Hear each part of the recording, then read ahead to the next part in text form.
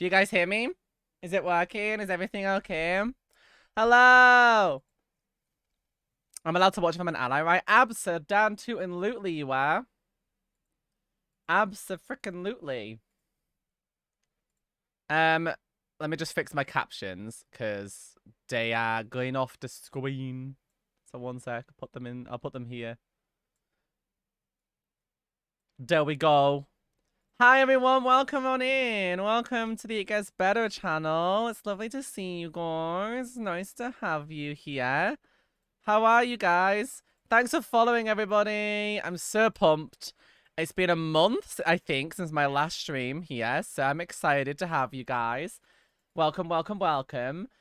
James, could you please do an announcement on my Discord to let people know about um the stream, and also tell them that I'm going to let everybody who joins in with this stream enter an exclusive giveaway during the Discord event tonight, that only people who came to this stream can enter. So I want people to really come and support this channel.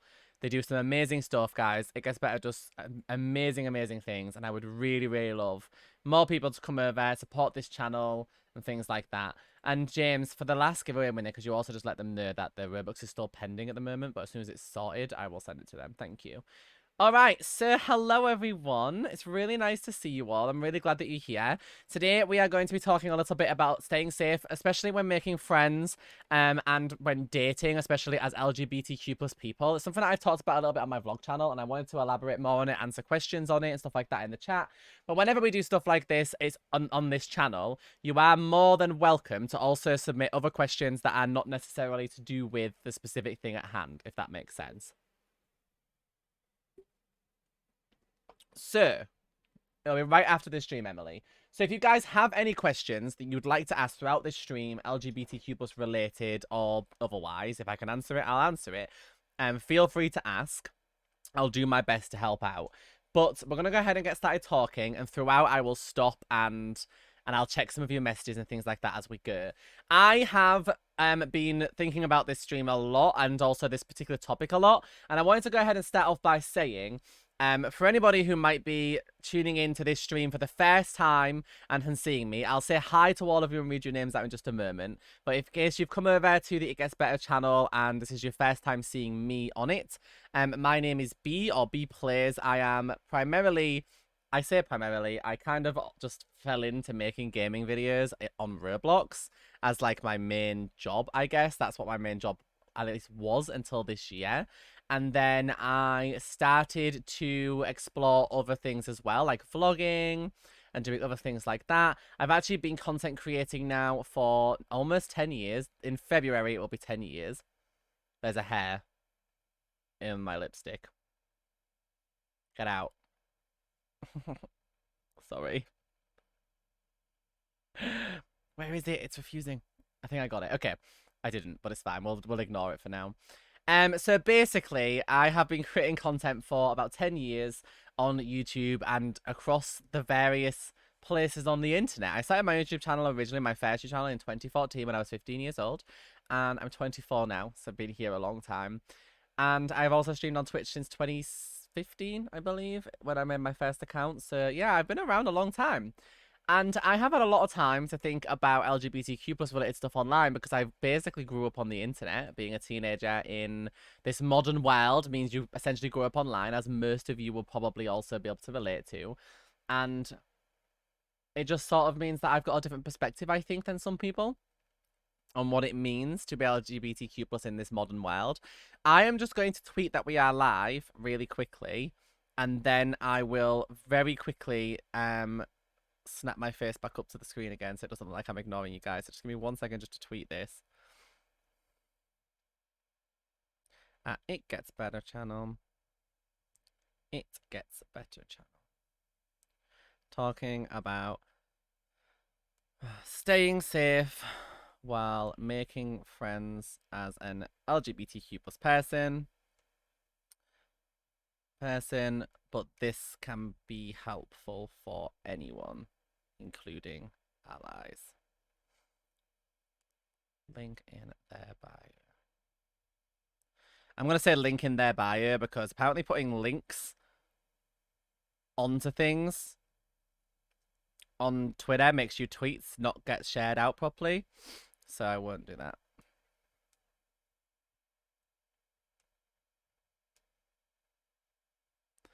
Okay. So, it's lovely, lovely, lovely to see you all. Can I say hi to a few people? Hi, Felix. Hi, Doom. Hi, Alien. Hi, Ray.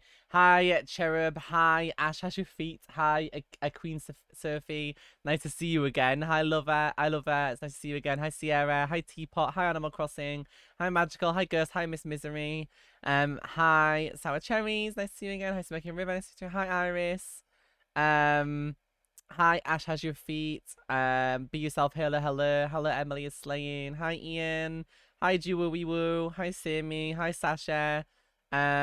Twisted, how you doing? Hi, guys. Hi, Mixed. Hi, Eliza. Hi, ELJ. How are you doing? So, first things first. Hi, Madine. First things first. Neon Layla, hello. Let's start off by getting to know you guys as well as me. So, pronouns in the chat if you want to share. Feel free to share anything about your identity you'd like to share as well. It could be your sexuality, it could be your gender identity, only things you are comfortable with, of course. Anything you don't want to share, you don't have to. But if you would like to share things about you, a little getting to know you session at the start of each stream, I like to do, I'm going to do that. I am really, really excited to be here with you guys again because I really enjoy the openness that this channel allows me to have. I feel like I really get to talk up to you guys about things that sometimes on my own streams I'm a little bit nervous to talk about because obviously they have a little bit more adult topics. So obviously that's why I expect that a lot of my audience doesn't necessarily stick around for the whole thing. But for those of you that are here listening, I hope that these streams really provide you with something that you find useful.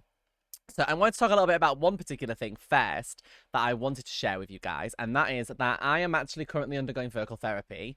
If you are new to my community, or maybe not a member of my community, but you just watch here, you might not know this already, but I'm currently undergoing vocal therapy, so my voice is actually changing. My normal voice is how I'm speaking right now. This is the voice that I was born with.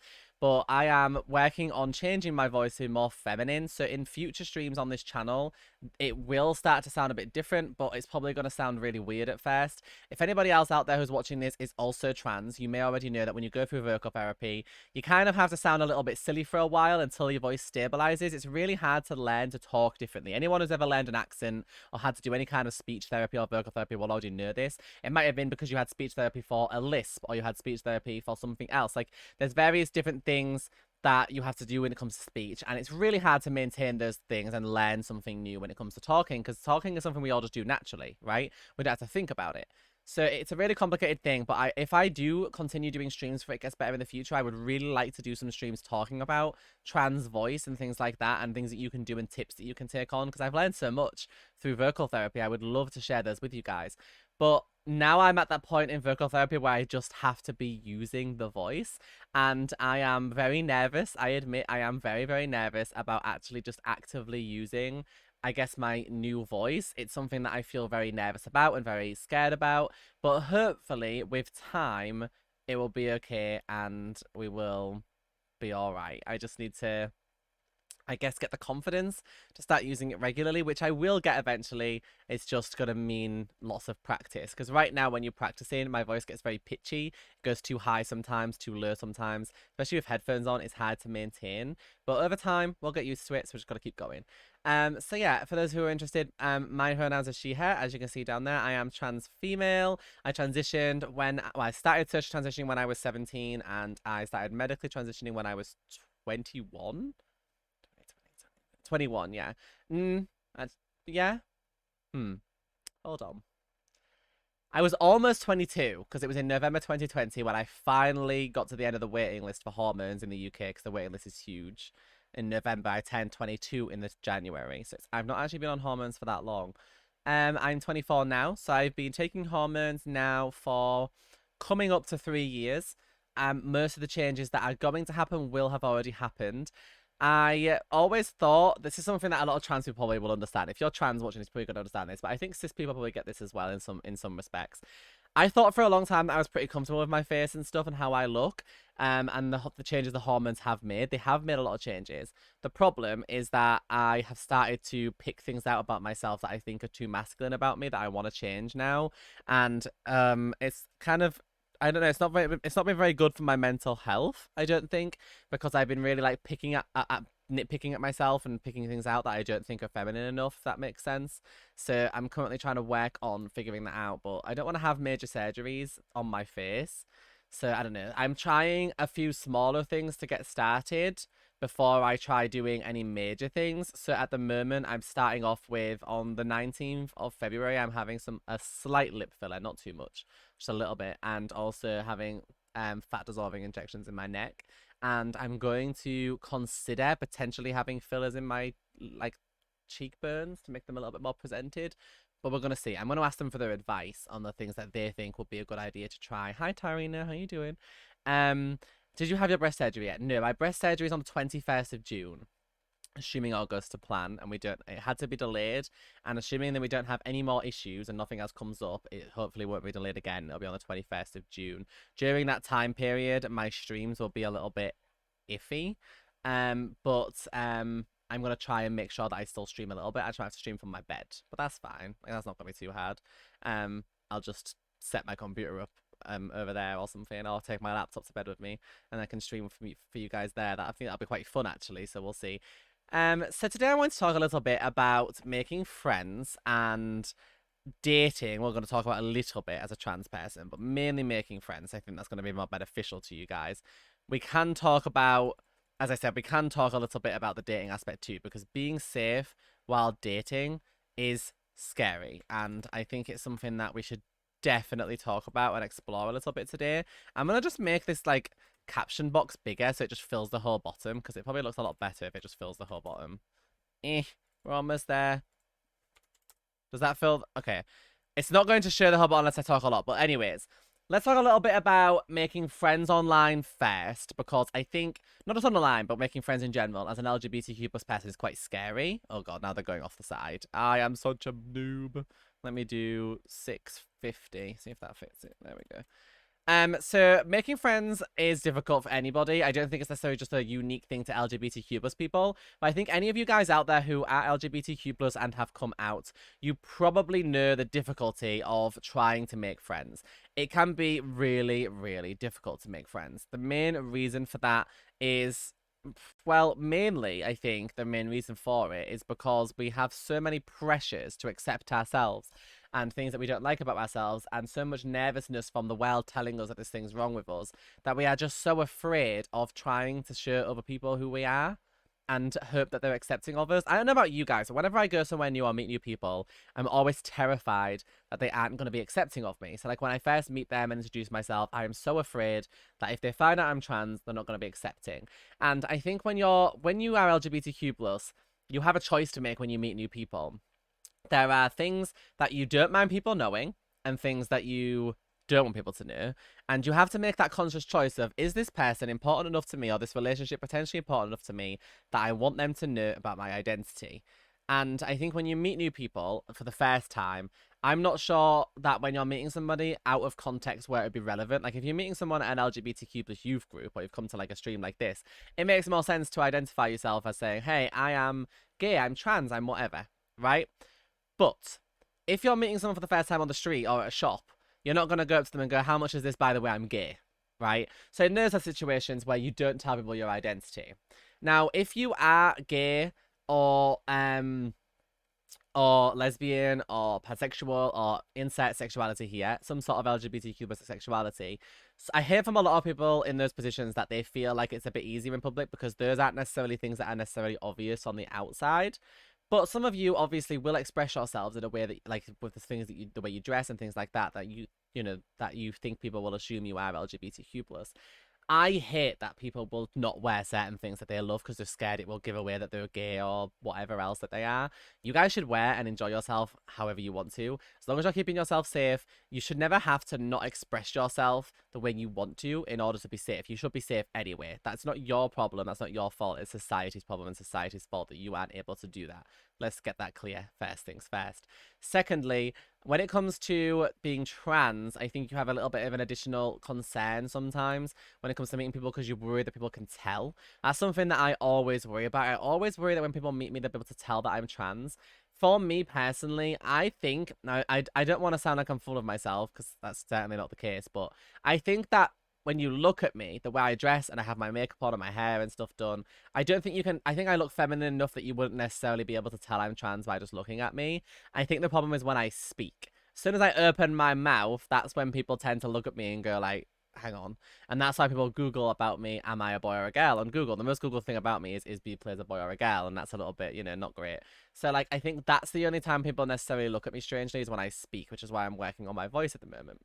But obviously I recognize that some trans people are really concerned about not passing and not being able to go out in public without people noticing. I am so proud of all of the trans people and all the LGBTQ plus people who are afraid of that but still go out every day, being themselves, being their authentic selves and living their life. You guys are incredible, absolutely amazing.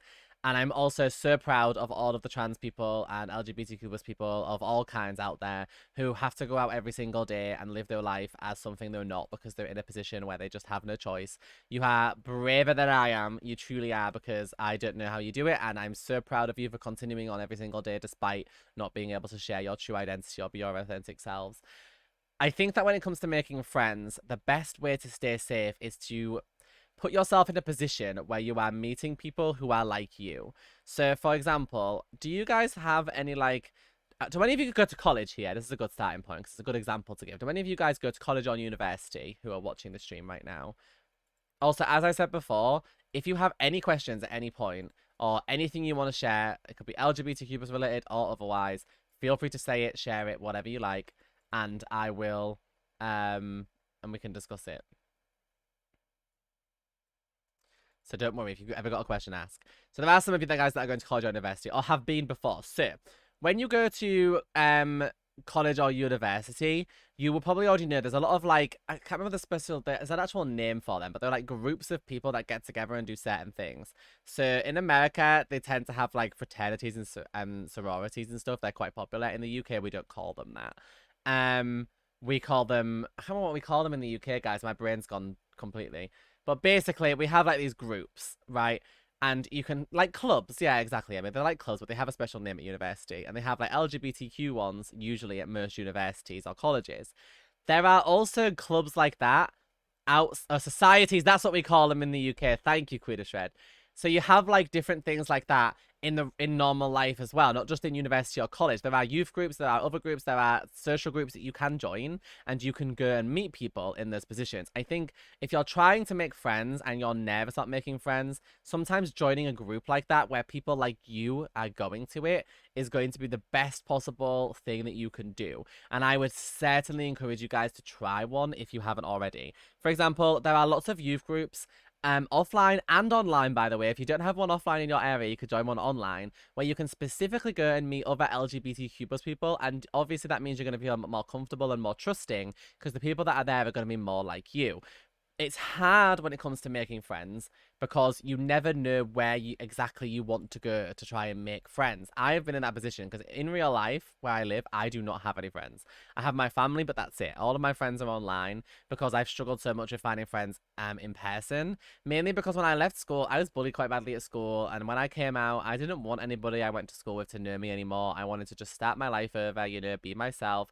I didn't want anybody to know who I was. And I think that it's really, really, really scary and overwhelming to go into the wild without any friends at all and only having your family. It's even scarier if you don't have your family as well. I'm very lucky for the internet because I live so rural that there's no way I would have met anybody in person here. If it wasn't for the internet, I certainly wouldn't have been able to make the friends that I have and not be as alone as I have been, I guess. Because in the past, before I was friends with a lot of my internet friends, I was very, very lonely. So I rely heavily on the internet to make friends. We are so lucky the internet exists.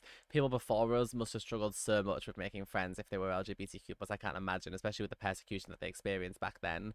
But I think if you can't find youth groups around where you live, then certainly thinking about youth groups online or joining groups or forums or Discord servers, for example, of people like you is definitely a good way to go. For example, you could join like Discord servers like mine or some other content creators who have communities that you're interested in. You can find there's a community tab on Discord like a discovery section where you can find communities. And then if you already have a common interest, be it that YouTuber's videos, or maybe your common interest is the game that they play or something like that, once you find a common interest with somebody and you then start to explore that common interest and join those communities, you have something that you can talk about, and then you'll make friends with people probably quicker than you expected, because actually knowing those people and having them around you and already having a common interest to discuss, you start to sort of expose yourself to that set of people, if that makes sense, and it really really really helps you to then move forward into creating solid relationships. And I think there's so many people that have made friends from like my community, for example. It makes me really really happy to see that. But there's so many communities out there that you guys can join. If you don't want to join one, thank you for following. If you don't want to join one that's like specifically surrounding a certain content creator or game that you play, you could just join straight up LGBTQ plus communities that are made specifically for this thing, like making friends. I have joined trans ones before, you guys. There's so many people in there, so you can certainly go and meet people if you want to. Thank you for the hydrate reminder. There's so many opportunities, you guys, out there for you to meet people on the internet. It's crazy. But that comes with risks. Just like meeting people in real life comes with risks, the internet comes with risks as well. So this is going to be mainly about talking about staying safe. And staying safe online is difficult, especially because naturally when you're on the internet, you can't, thank you for following, you can't ever guarantee who you're talking to. So you have to be extra careful on the internet. That's why there are age restrictions on things. That's why you need to make sure that who you're talking to is who you actually think they, like who they claim to be, which can be really, really hard. So when it comes to joining Discord servers or online forums or online communities, I always say that there's like a few steps that you need to take to make sure you stay safe, particularly if you're young and not being monitored by parents. These are really important too. Your parents should be involved and watching you as well. That's really important. Okay, the steps you need to take are: do not share any personal information. You can share your first name if you use your name online already, but don't share your last name. Don't share exactly where you live. You can say the country, but don't, or the states in America if you're an American, because they're such big places. Don't say the area you live in. Don't share your personal information. Maybe don't share the year of your birth either. You could say your birthday is like mine's 23rd January, but no one needs to know the year. Those things are identifiable information and they make it easier to find out who you are. You shouldn't share any of that information with anybody unless you really trust them and have become really close with them and known them a long time. You never know what people could do with that information. Never tell anybody where you live or share personal information. Don't trust people you don't know with things that could potentially put you in trouble either. So, for example, if you're not publicly out as trans or gay, for example, and being publicly out with your family could make you unsafe, you shouldn't share things like that with people who don't know you. So, for example, you could share it, like, say you're gay or trans or whatever, with people in a certain community, but if you don't know the person, don't tell them that your family doesn't know that, because if they turn out to be a vindictive or malicious or mean person for whatever reason, they try and find out who you really are or where you're from and try and tell your family that, you don't want to be put into a negative or dangerous situation. In real life, there's obvious steps that you have to take. Everybody knows stranger danger. I should have been taught that as a child. Don't go to places with people on your own. Don't go at night. Don't meet people you've never met before in person by yourself. Please, for goodness sake, don't do that. Take a parent, take a friend, take multiple people with you. Do it in a public place where there's lots and lots of people around you. Make sure that people know where you are going, when you're going to be there, when you're expected home. Make sure that someone has like the ability to track your phone, for example, and things like that. If you're meeting someone in person for the first time, please be careful. When it comes to like dating, you guys, oh my goodness, okay. Most people in the modern world, when it comes to dating, are probably going to be using apps. I can't sit here and pretend that we haven't all, adults specifically, but teenagers have a tendency to want to use them even though they're underage and shouldn't be using them. Please don't sign up for apps if you're not old enough to. It will make you unsafe. It is not safe to do that. Please don't. Unfortunately, the modern futuristic way of dating is using apps like Tinder and things like that. Personally, I think it's very strange. I think swiping left on someone you don't like the look of and swiping right on someone you don't like the look of, it creates an environment and culture of people who are materialistic and also, what's the word when you like specifically just like the way things look all the time? There's a specific word for this, but it creates a culture of people who are judging whether or not they would be willing to date someone based on their face and only their face. But guess what? Some pretty people are assholes. And some not pretty people are some, well, not necessarily, I think everybody is attractive in their own right, just to be clear, but like someone you might not find attractive could be one of the most amazing people you've ever met in your entire life and have the most amazing personality ever.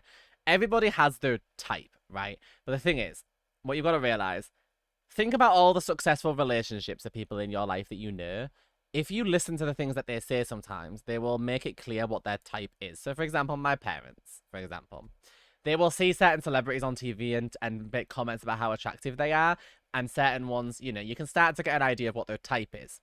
Is my dad my mom's type and my mom my dad's type? Well, based on what they say they like to look at, probably not just the basic I see them and I like them type, but their personalities mesh perfectly. They do love each other, they find each other attractive, even if they're not each other's type. Most people in successful couples aren't with people who are their type, because your type, what modern society refers to as your type, is means what you see and immediately are attracted to just based purely on looks, right?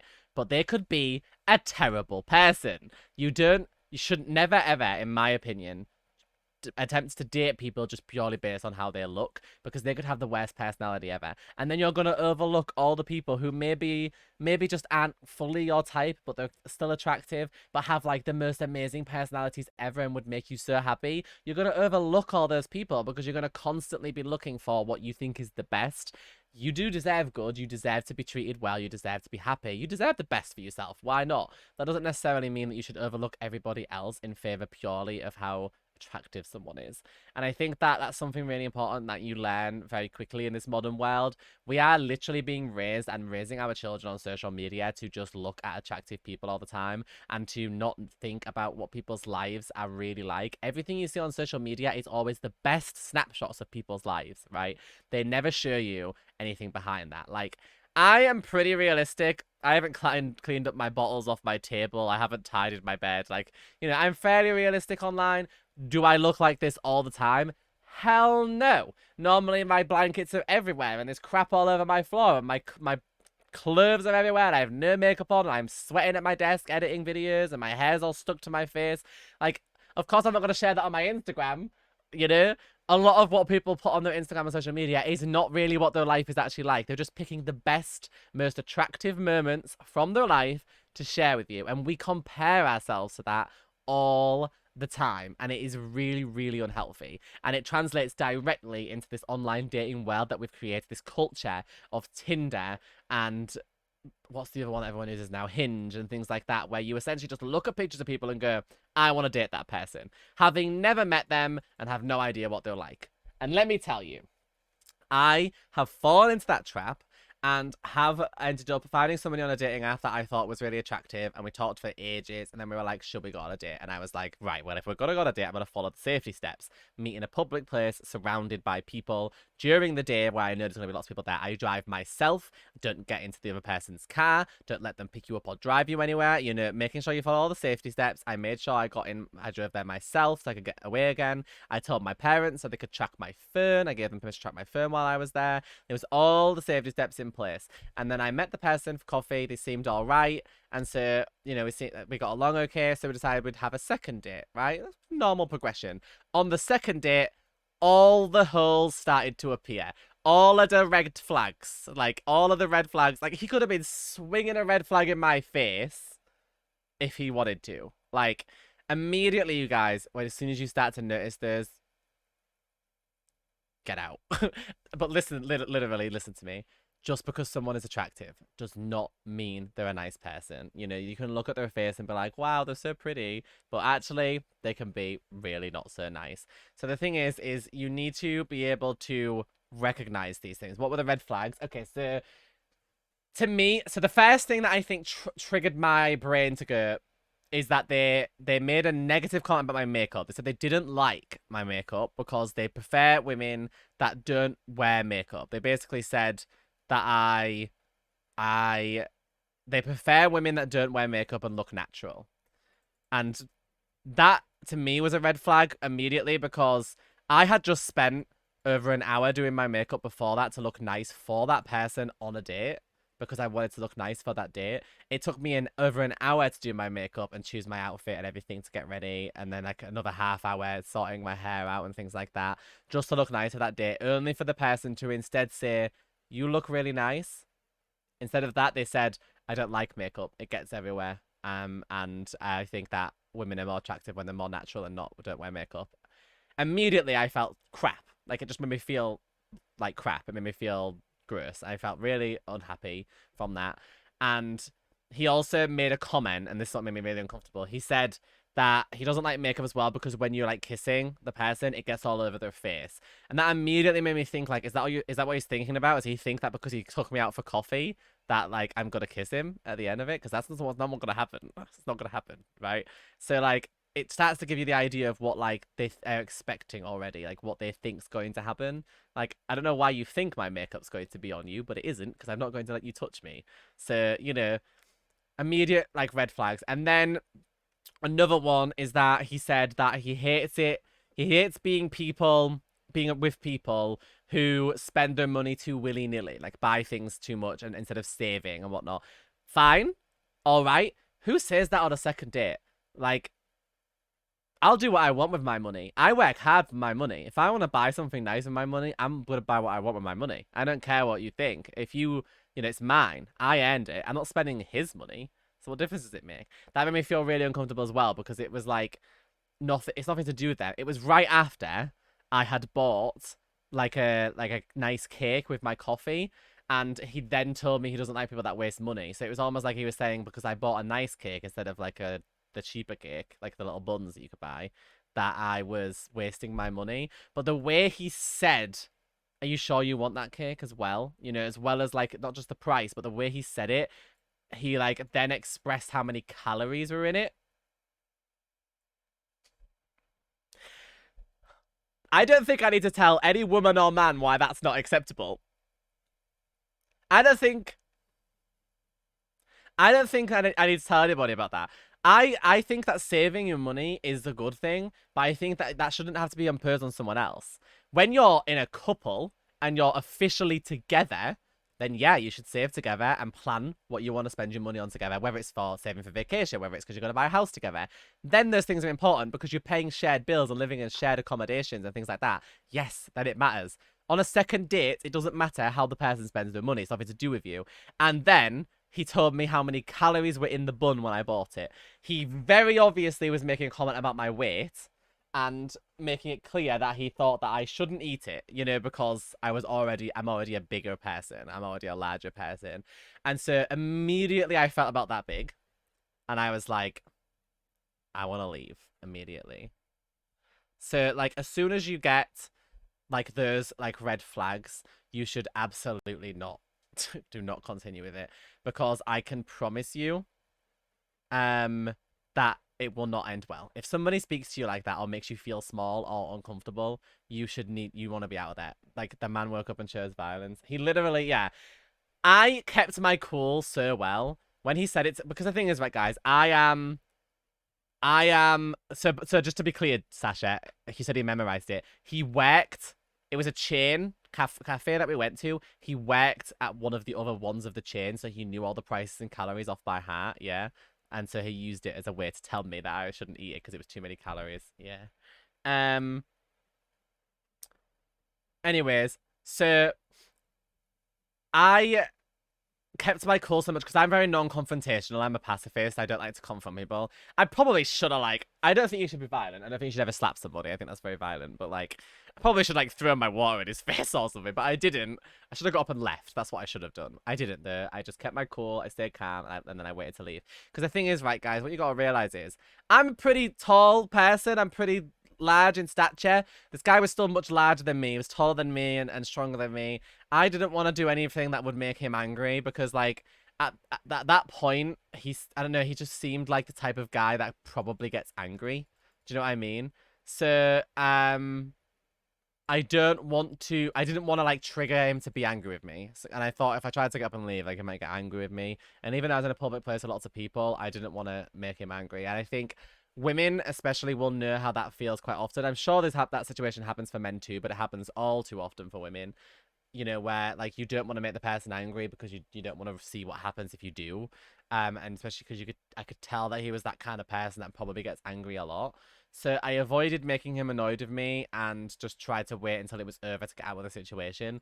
At the end of the date, he did try to kiss me, and I was I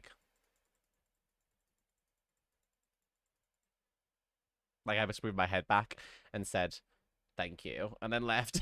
So, you know, um,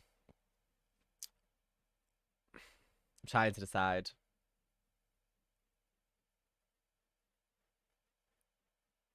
Um, there is like there's so I okay. I'll just say this because I don't know exactly what I'm allowed to say on this channel, so I don't want to like take it too far. And also, I haven't talked about this publicly, so I don't want to go into too much detail. But just to express why I feel it's important is that even though there was all those red flags, when he then texted me afterwards and we were talking about it after, he apologized for it. I forgave him for it, and I should not have, but I let my guard down with those red flags, and I allowed myself to see him a second time and because a third time, sorry, and because I saw him that third time, then it was not good. And I don't want to go into detail because I don't know what I'm allowed to say on this stream, but trust your instincts, please. Please trust your instincts, because yeah, just don't don't let people who make you feel afraid um convince you that, because they're really good at being manipulative. When people are abusive or not kind people, they're very good at making you believe things, you know. Um, so you should be really, really, really careful about that, if that makes sense. So yeah, I'm really sorry, Jerry, that you had to go through that, especially. Um, the situation that I ended up in because with that person because of that, it was a very serious situation, and I don't think I am ready to talk about it publicly. But like, you should trust your instincts. You really need to trust your instincts because it was very scary and it made me very sad for a very long time. And it's been very hard and taken a lot of therapy to get through that. So, you really need to keep yourself safe, guys. Try your best to look out for those red flags and trust your instincts. The biggest red flags that I have noticed is how somebody spoke about their exes. They made a lot of comments about the physical appearance and ethnicity of an ex that made me uncomfortable. The moment that I told this person that I couldn't put up with listening to that anymore, they made similar comments about me and I left. That's what they do, isn't it? They do that. If someone's talking negatively about the physical aspects of somebody, like say their ex calling them ugly, attractive, whatever, they're probably not a good person. Most likely, almost definitely not a good person.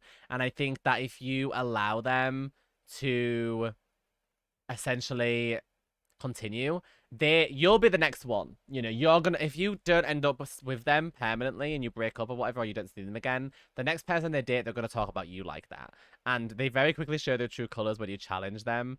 But I think that is definitely a huge red flag. If someone's sharing a negative experience they've had with you with an ex and they're consoling in you, that's one thing. But if they're straight up insulting their ex, that's a red flag, in my opinion. You can tell that immediately. I'm just going to scroll up the chat really quick because I have a few things that I missed. And Dewey, you said earlier, I agree. One of the things that I will never do is tap on my identity. I already feel targeted enough by hate by being Indigenous POC. Having another layer of worry, I can't even wear my cute rainbow pins without someone harassing me in public when it should never be an issue. So meeting like-minded individuals is always a trouble. I attend college. Finals finished there for me. Oh, I see. So is that where you live? You saying that wearing rainbow pins does get you harassed, or are you saying that like you're too scared to because it might?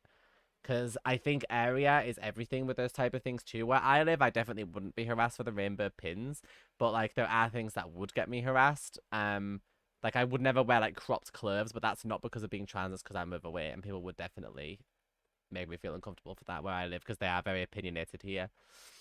Um.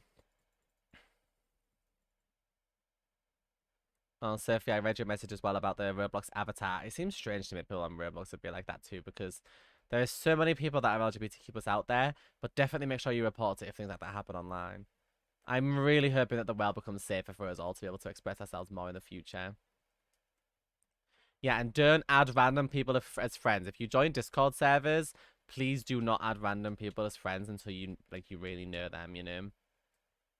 I really identify with you. I suffered a lot in school and now I'm a lonely person IRL. It actually makes me sad to not have friends IRL, but I have the best friends in the whole world online. That makes me feel less alone. Oh, I'm really glad. I'm really glad you don't feel alone now. Um, yeah, Sleepy, if someone shares your identity with somebody else and outs you to other people, that's unacceptable. If they don't have their permission to talk, your permission to talk about that, that's not acceptable. I don't like the idea of minors getting themselves in bad situations by joining adult space as well. Yeah, you guys should never be signing up for apps and stuff and faking your age or things like that to get into certain spaces. You will put yourself in a dangerous position, so you've got to be careful.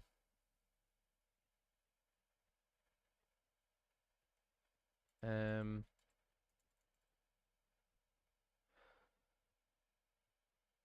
when I was younger, one of my classmates was really weird and something to do made me feel very uncomfortable. At the time, it was basically my first few years of learning. Like, how did the kid know that stuff?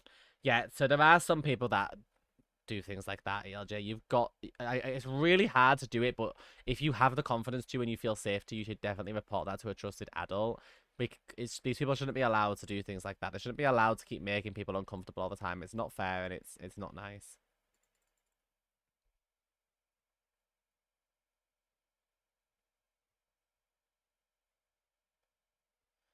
Yeah, Ian.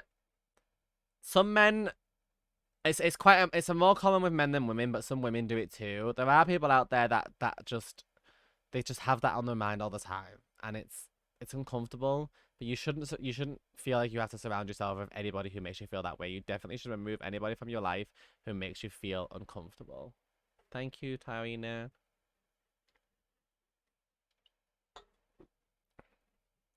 And Buzz, we have a Discord event after this on my Discord. It is very icky.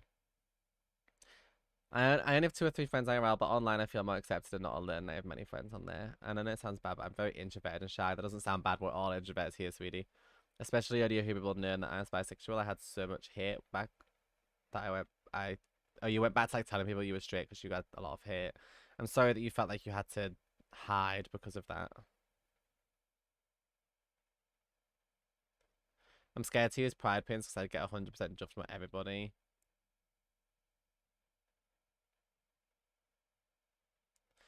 It's really unfortunate that you feel like you have to hide who you are around people, and it's really sad that that happens. And I'm really sorry, Rosabella. I really, really, really, really, really hope that you end up in a place, um, where you can be more true to who you are in the future.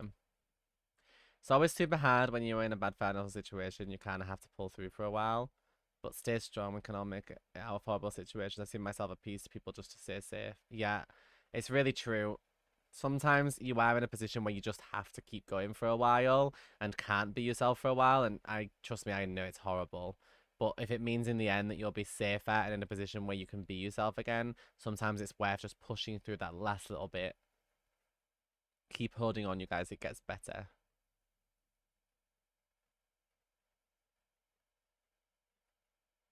Well, ELJ, I always say this, but I think everybody can benefit from therapy, and I think that that is definitely something that you should maybe consider seeing a therapist to talk about.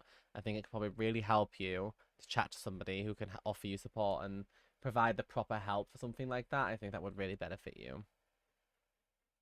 My way of finding people is the bookstore. Usually, lots of nice people go to the bookstore or library, and especially if you're around LGBTQ plus books. There'll be more. There will be a couple of teens or people your age who are interested in those books. You can start conversations with them. That's how I met a really sweet friend of mine. Azora, that's such a good idea. That's a really lovely idea. Thank you for sharing that. I like that. Although obviously everybody be safe when doing so and don't talk too loud, but because you're in a library. But that's a really nice idea. I like that. Whereas I think older generations find it harder to get their head around like having friends online. It is complicated, but as long as you keep, being confident and continue to do all the things that you need to do to keep yourself safe online, it'll be okay. But your parents, if they don't understand it now, they're probably never going to. My mom and dad do understand it better now. My grandparents do not. When I started watching BI, I felt like I'd be myself and I started to come out a little bit more. Well, thank you, Smoky River. That means a lot to me. I'm really glad that I can provide you with that space. I'm really glad my IRL friend group is accepting, as some or half are part of the community themselves, and so had positive reactions when I came out that I'm asexual. Aw, I'm really glad that you got a good reaction. That's good. Oh, great, ELJ. I'm glad that the therapy helped you. I know this isn't a related subject, but I'm growing close to adulthood, like a year away, and I'm sort of nervous. Do you have any tips? Whew, becoming an adult. There's no instruction manual for becoming an adult, unfortunately. There is a lot that you gotta learn. But you figure it out as you go along, because like I said, no instruction manual. The biggest thing is just adapting, to changing from being at school to having a job and being an adult, doing adult things, like cleaning your own clothes and cooking your own food and things like that. But you'll figure it out. And if you're struggling, there's YouTube tutorials for everything nowadays. My grandparents were always like, if your washing machine broke, you wouldn't know what to do. And I'd be like, yeah, I would. I would Google it. Or ask Siri. because we can do those things. So, you know, you'll be all right. You will be okay. You will figure it out. And you know what? Some days you'll feel like the world just hates you and like you're not figuring it out. But guess what? That's just the way it is. Some days you have those days. That was me yesterday. I had one of those days where I was like, you know what? The bare minimum is going to have to be enough today because I don't have the energy to do anything more than that. And that's all right. It's okay if you need to have those days sometimes. Today is one of those days for me as well, but I'm pushing myself past the bare minimum because I need to do extra things. But sometimes the bare minimum just has to be enough, and that's okay. That's all right. Thanks for the hydrate reminder.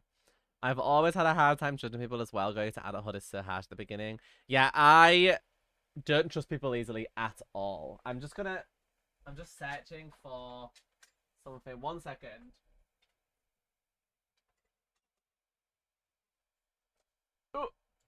I need something to and I need to put something in my hands because I'm fiddling with my fingers and I'm gonna start picking my nails off like my fake nails if I don't put something in my hands because I'm a fidgeter, so I need something to hold. I am one of those people who doesn't trust people very well. I find it really hard to trust people. There's been a lot of people in my life that have let me down. I grew up in a very poor place, a very low income family, and so my life growing up was very complicated.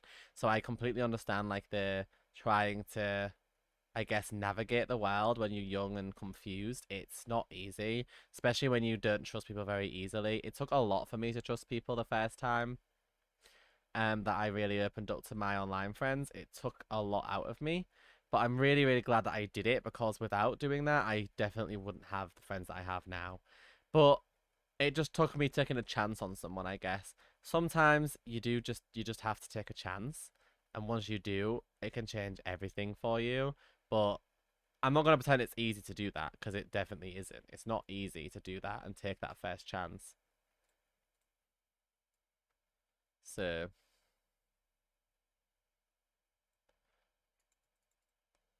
my friend is gay and she has a girlfriend, but I think her girlfriend is actually making her anxiety and depression worse. Instead of worrying about her problems, now she's worrying about her girlfriend's problems. If they break up, my friend, I see. So Emily, it's sometimes it's not okay. Some relationships are toxic. Some friendships are toxic. Sometimes the other person needs more from them than they can give, and that can make things very, very difficult.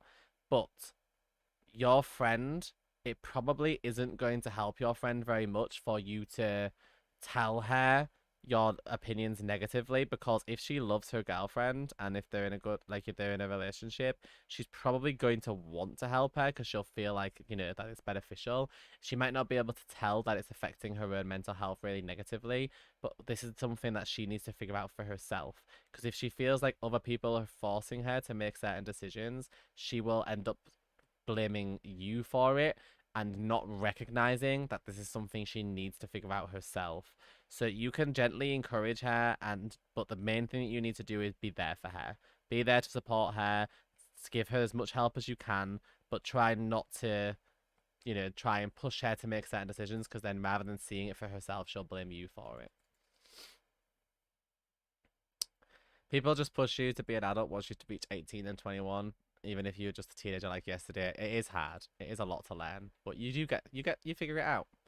I've been through a lot and now I just ended up having trust issues now. I'm just scared to get hurt and lied to again. I think anybody who has been lied to or hurt experiences that fear, but trust me, you would be surprised how quickly you can find friends or significant others without even realizing it. Sometimes they just appear when you aren't even looking. I guess I'm nervous when I first meet people. I'm sure many of the people I've spoken to notice. My voice gets shaken. I nervously laugh. I notice. I know you get nervous when you first meet people. But also, it's not to be weird, but not to sound like I'm full of myself, but most people get nervous when they first meet me because, yeah, they probably watched my videos before.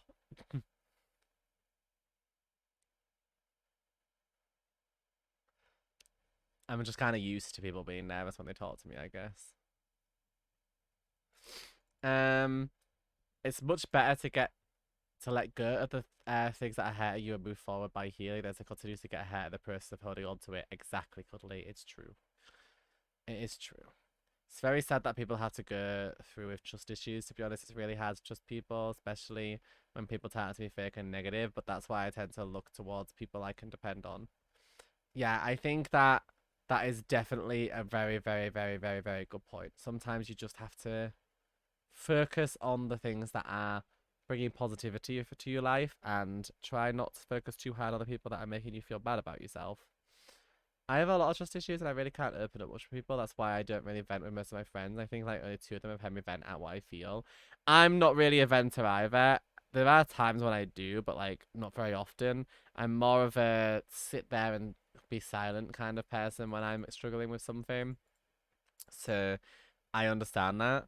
I'm not great at venting in general. I always feel like I'm wasting people's time when I vent, so I have a lot of trust issues. Oh, I read that one, sorry. I honestly dread finishing college, ironically, because of how accepting it is for LGBT folk like myself. It's going to be really weird in a couple of years, sorry, going from somewhere where I can freely talk about it without judgment to a place where I'm scared about it again. Are you going to somewhere, you mean like work? Like when you go to work? Because when I first started work, I felt very similar, and because I worked in a school, I didn't come out yet when I worked in a school. I was this was before I like transitioned when I first got my first job. I actually told them I was trans at that job, and they told the rest of the staff and informed them that I would be coming back to school after Christmas, presenting as myself and transitioning. It was scary. But you know, people were actually really incredible with me. I ended up making some amazing friends and they let me educate them a lot and they showed an interest in it and I ended up with a really LGBT positive um environment while I was there.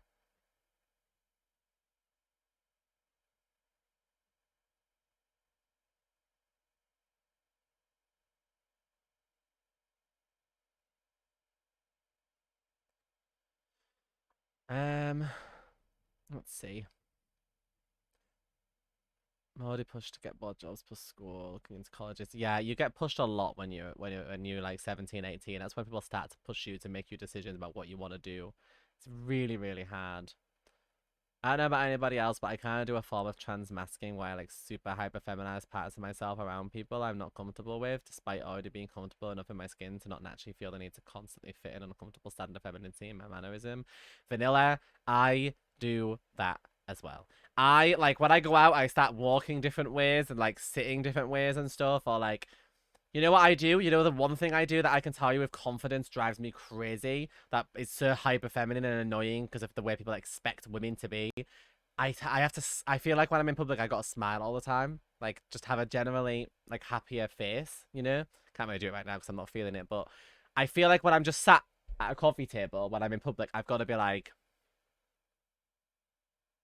wide eyed and happy looking, you know, because there's this like hyper obsession in society that women to be in order to be feminine need to look happy all the time, and because obviously trans people especially are so afraid of being like clocked or noticed or being trans, it makes you feel like you've got to look happy all the time, and it's exhausting. My resting face does not look chipper at all. My resting face is like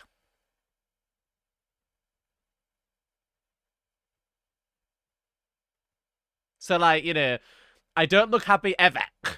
But when I'm in public, I'll be sat like typing or whatever, and I'll just be like, okay, wait, let's make sure we rest the face with like nice wide eyes and looking happy.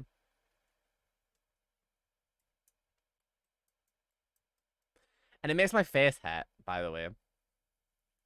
Thank you for creating a safe space for us all. I love you all. Thank you, Ian. See you soon. Have a great rest of your day. It's really annoying.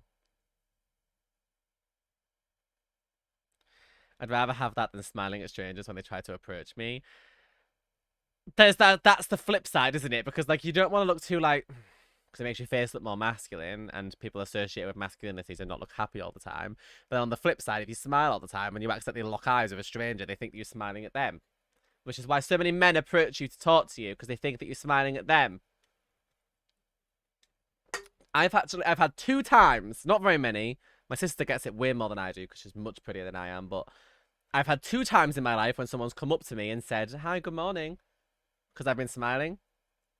And I've literally the first time I was like, "Good morning," but then they heard my voice, sort of looked at me a bit weird and was like, "Hope you have a nice day." And I was like, "Okay."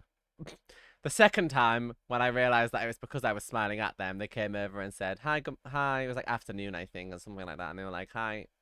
They didn't say hi. They said what British people in the north say, which is, "Hiya." They went, "Hiya," and I said, I'm just happy. That's what I said. I just went, I'm just happy. And then the person said, "What do you mean?" I said, "I'm not smiling at you. I'm just happy." um. So yeah, guys are creepy sometimes. Guys are so creepy to me that I hate this guy at the bookstore wouldn't leave me alone. He was working there too, and he kept staring at me and trying to start a convo. And I was like, "Dude, I'm good, thanks." Oh wow. See, the thing is my sister gets a lot of people that stare at her because she's generally just very attractive. I always assume that whenever someone's staring at me, it's because they are like being transphobic and like staring at me for that reason. My mum insists that it's not and that it's because I'm like pretty or whatever, but I can't see that for myself. I just feel like everybody looks at me and thinks that I look trans, and so that's why they're staring at me. Just keep the RBF, then no one will talk to you. Honestly, it's really difficult though because like I feel like I have to be hyper feminine. Like for example, I like to sit. I don't know how to describe it. I don't know if I can show you. I like to sit like this. How do I? With my leg across. Do you know, just like with your ankle rested, like this, right? But people assume that women are supposed to sit like this, with their leg like fully over. And like it's not uncomfortable to sit like that, but I don't want to sit like that. But then I want to sit with my leg just rested on top. I want my ankle just rested on top of my knee. But then when you're in public, you kind of feel like sometimes you have to sit more crossed, so that like again, so that you feel feminine. You know, so people look at you and think that you're feminine. So I don't care if people stare at me. I just don't want people approaching me because I get anxiety. But also, I don't really like men advancing onto me. I'm okay with women though. Hee hee. Not the lip bite. Wait, why did you say? Sometimes I'm biting my lips just to take the little pieces of skin, you know? And some people look at me like I'm trying to flirt with them. I'm not. I just have that obsession. I can't attractively bite my lip, by the way. Just a random segue here. We're going off topic a little bit, but I cannot attractively. I have tried. Like, you know when you want to purposely be flirtatious with somebody, and so you try it? I cannot. I can't do it. I just look hungry. I just look hungry or like I really need to poop. I don't get the attractiveness about it. I don't get it. Like, what is attractive about this?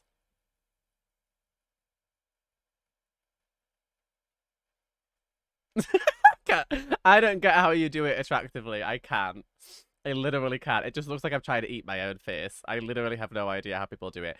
And also, as well, you just get lipstick all over your teeth. I suck at flirting. I just come off as creepy. Apparently, that was a serve there. Oh, jeez. You look like you're nervous about your schedule. Like, I'm trying to flirt with somebody, but instead, all they're thinking is, wow, she really needs to get to work. I won't go talk to her. She's clearly very busy. Teeth chattering in fear. And then when you finish and you smile at them, you've got brown lipstick all over your teeth. So what could you want more? What more could you want than that? I don't get it. I literally don't get it. It just hurts. I need to stream in 8 minutes, oh god. Yeah. I literally don't get how they do it. Where are you supposed to bite? This is something, I'm going to write this in my notes. Google how to bite your lip without looking, oh my god, without looking stupid immediately came up.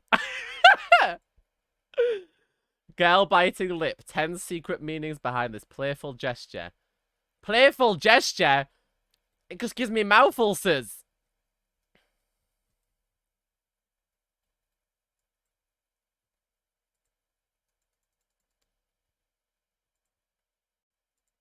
Jesus. I sit however I want because I become more confident about not caring what other people think about me. I'm not gonna apologize for taking up space. Honestly, I just can't wait to get to the point where I start to feel more confident in myself and not care what people think. I wish I could be that way. I think I'm gonna need lots of surgeries for that. Apparently, I'm told I'm good at flirting, but I'm too independent to date anyone. Good for you. Though, be independent if that makes you happy. Playful gesture. Just makes me look like I've got a mouth ulcer. Like, do you see my lip here?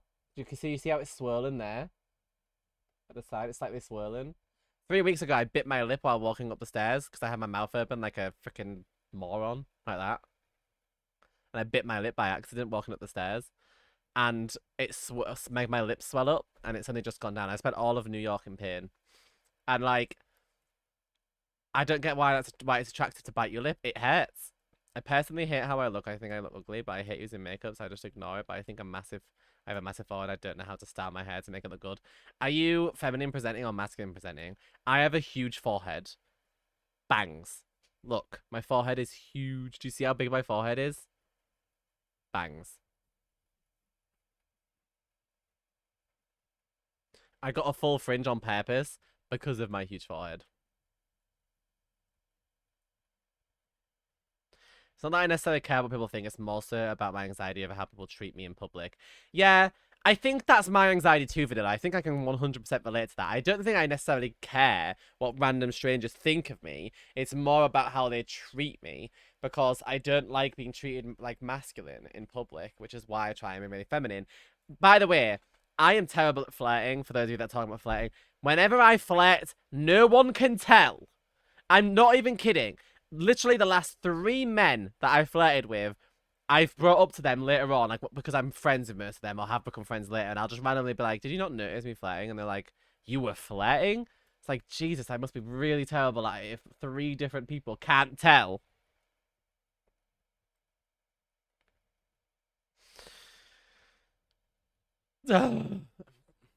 It's fine.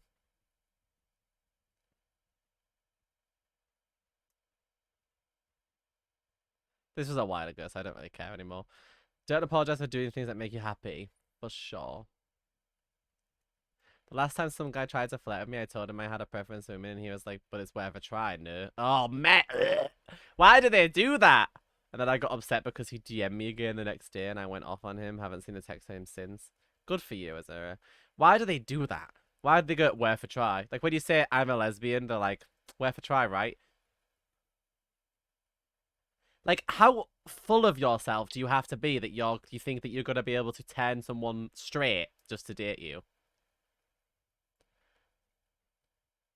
I never said this, but my pronouns are she, they. Thank you for sharing that with us, Twisted. I don't flirt, to be honest. I don't need to. My BF is a simple man. Well, good. I'm glad that you got something comfortable. It's good. Oh, and Dewey, that is the worst. When a guy goes up to a woman and flirts with them, and she goes, "I'm a lesbian," and he goes, "Oh, me too."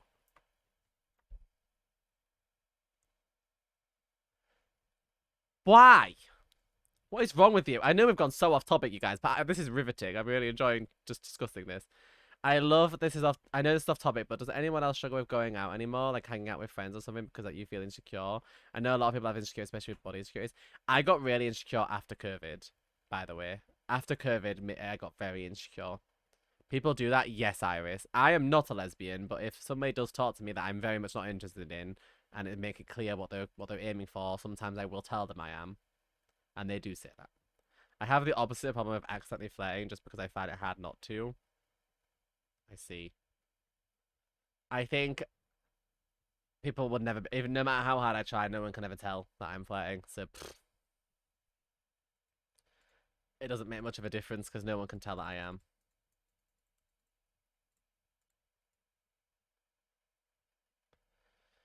Oh dear. Can somebody, if one of my mods, would you be willing to do me a ginormous favor?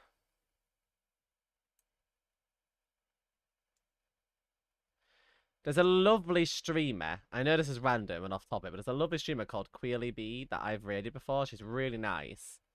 And I don't know how I found her. Does she do It Gets Better? She does. She's another ambassador. She does. That's why. She's another ambassador. That's why. I knew who she was for a reason. She has this really cool thing in the corner of her stream right now that's counting her sub count. And I really want to know what that is. If it's like an online plugin or something. I'm linking it to my friends right now. If any of you feel really nice to go over and ask her what it is, that would be really helpful because I love that girls thing she's got. I want that. Anyways, When you have a flirty personality, people think you're flirting with them, but you're not. It's just your personality. Yeah, it doesn't work for me, unfortunately. I'm a trans man, and people try so hard to be like she or you're a girl, as if I think I care. This happens the flip side too. People try to tell me I'm a man all the time, and I'm like, but whatever. I think people who are transphobic are just they're never gonna understand that. They're never gonna recognize it. They're never gonna care. You know, they're always gonna thingy. But do you know what makes me laugh really hard? There's this one like politician. I have like a private Twitter account that I use only for like real life stuff. Mainly to like, I used to use it when I was a teacher. To like follow like teacher accounts and things like that. By the way, if I'm looking down, it's because I've got like a fidget thing to play with because I fidget too much. Um, I I was tweeting once to like this transphobic guy who claims that you can always tell that someone is trans. And then I was tweeting in support of another trans person, but never said that I was trans in it. I was just tweeting in support. Anywho, he he quote tweeted me and onto his profile and was like, I don't understand why women are supporting trans people and this delusion. Um, look what she said or something like that to my tweet, referring to me as the woman, saying he doesn't understand why I support trans people and calling me she and stuff like that. So in other words, he couldn't tell. He thought I was a cis woman. I thoroughly enjoyed replying to that and saying, I thought you could always tell. Question mark. These people are so weird. Because they obviously can't always tell. But you know, whatever. See you soon, Sophie. I used to have a very healthy obsession with robots a couple of years back. It affected my sleep schedule horribly. Yeah, mood. So, does anybody have any questions when it comes to dating safely and making friends? Because I will be absolutely happy to answer them. But just to be clear, I'm not about dating being safe while doing it. I can't give you advice on how to date effectively because I'm not good at it. Uno reverse beat it and left no crumbs. Literally, I was so happy. I've seen people do that all the time. Literally, the other day, I saw somebody complaining about another trans person saying like, "Why do with these women supporting trans delusion?" And she replied and was like, "I am trans," and he was like, I meant he." Bit late now. You've already called her she, you moron. I flirt as a jerk at first until it escalates when the other person does it back.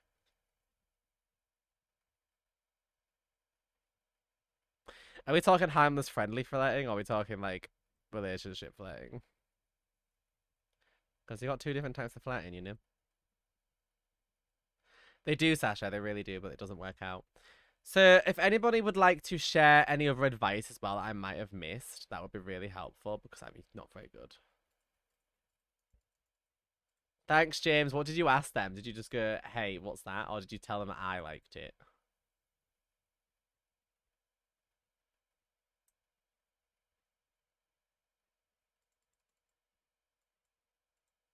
Because, like, if they bought the layout from that person, did they edit it themselves?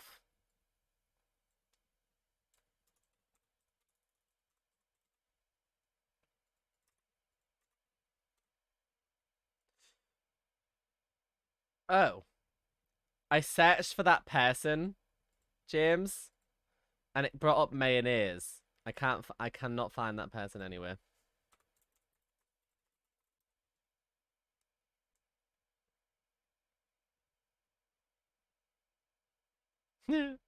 That's funny.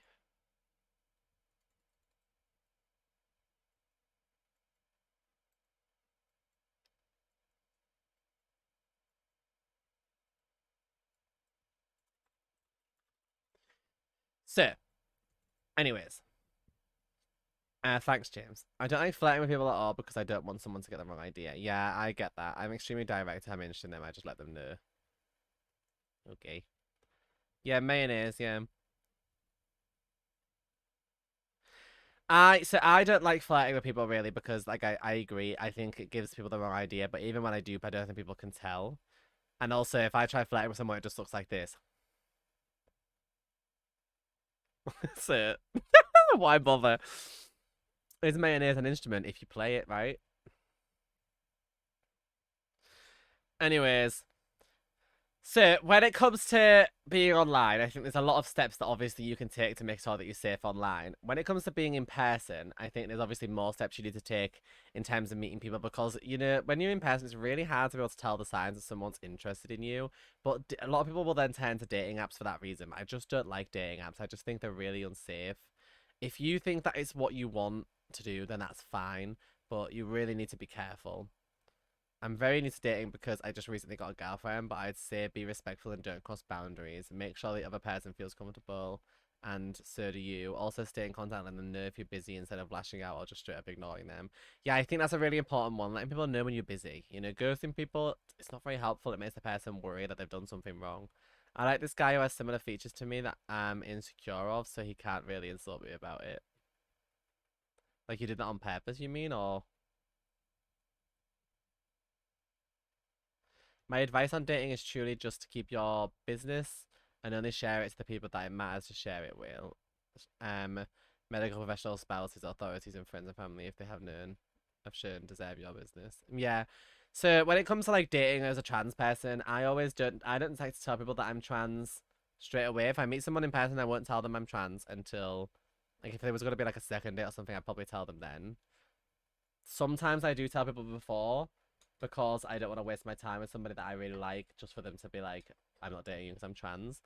So sometimes I do tell them before just so that I don't have to deal with it. But that's up to you. It's up to you how you do it. I don't think it's fair to not ever tell someone that you're trans if you're going to date them. I think they probably do deserve to know so they can make an informed decision. But that is up to you, and I can't make that decision for you. Um,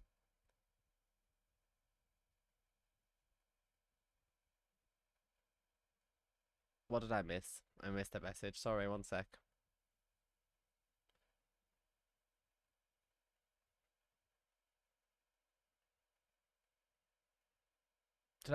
Eliza?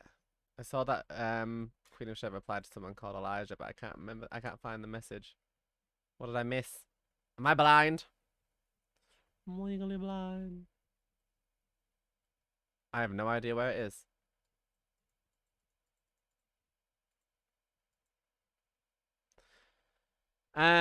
Okay.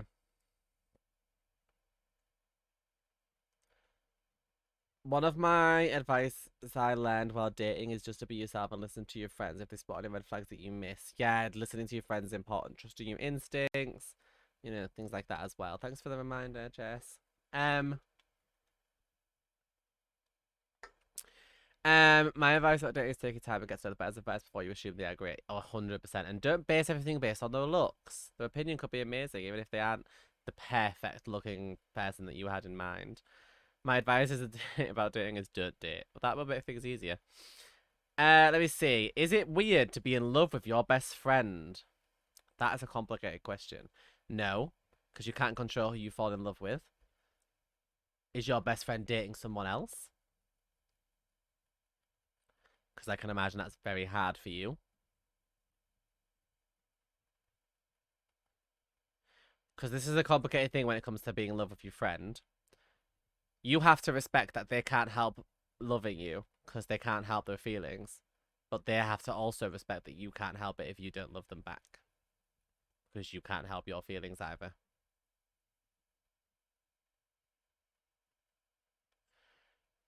It's really complicated when you like somebody who doesn't like you back. It's not nice. But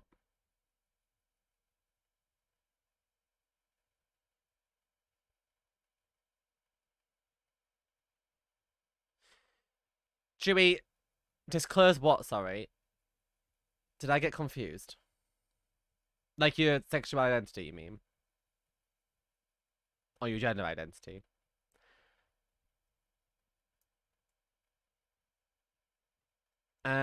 I like to ask people if they're comfortable with things every now and then. Sometimes people mask their doubts and concerns as a joke, so we never really know if they're being serious.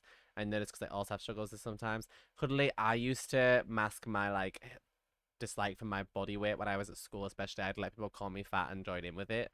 And it used to make me feel very unhappy. So I agree 100%. Yeah, okay. Anytime I want it's relevant, after like getting to know them if they're not dangerous. I'd rather not deal with a broken heart. I think it's better to disclose before forming deep attachment. Personally, people's identity matters to me since I did personality based. So I will disclose it if I'm gonna date someone. I disclose it first so that I don't end up wasting my time. But when it comes to like friends, I don't unless I get really close to them. I don't want to tell people that I'm trans unless I'm really close with them. I would really like once I've got my stuff sorted, I'd really like to move somewhere where people don't know I'm trans. So I can just exist for a while as who I am, you know. One more big one before I forget. For all my gabies and younger LGBT folk, please, please, please do not lower your standards. Don't ever forget that you are deserving of happiness and love. And although it seems hard because the relationships/friendship pools seem small, you will always have someone out there who will cherish you and want to accommodate your needs and desires. 1,000,000,000%. Please do not settle for someone who doesn't make you feel happy. Don't surround yourself with people that make you feel miserable.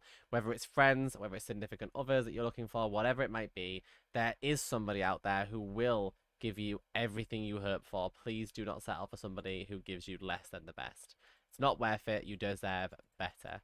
And I can promise you guys that it will be worth the wait for somebody who is going to give you something better, you know? I noticed that a lot of people have started to do online dating like right after COVID. So I also noticed that a lot of teens, especially in high school, become more antisocial, always on their phone.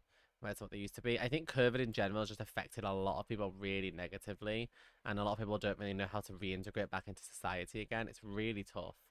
What hurts is that if you're in love with your best friend, but your friend is already dating your best friend, wait. What hurts is that you're in love with your best friend, but another one of your friends is already dating your best friend, and all you can do is just support them no matter what and fake smiles. It's not easy. That's really not an easy position to be in. You know, sometimes you have to make the decision as well of whether or not it would be better for you to spend less time with them because it's hard to get over somebody if you're spending time with them. And that sucks. It really sucks if you have to make the decision to stop spending time with them. And it's not nice. But you've got to do what is important for your mental health and for what is best for you.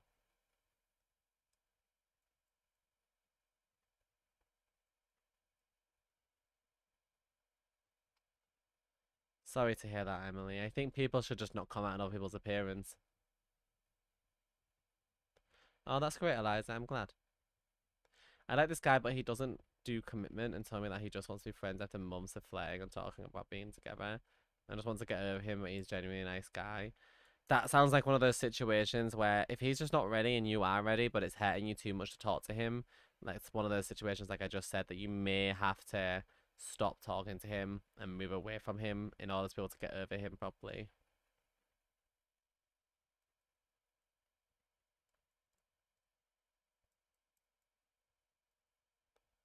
Sometimes you have to take yourself out of negative situations and get yourself out of situations that affect your mental health.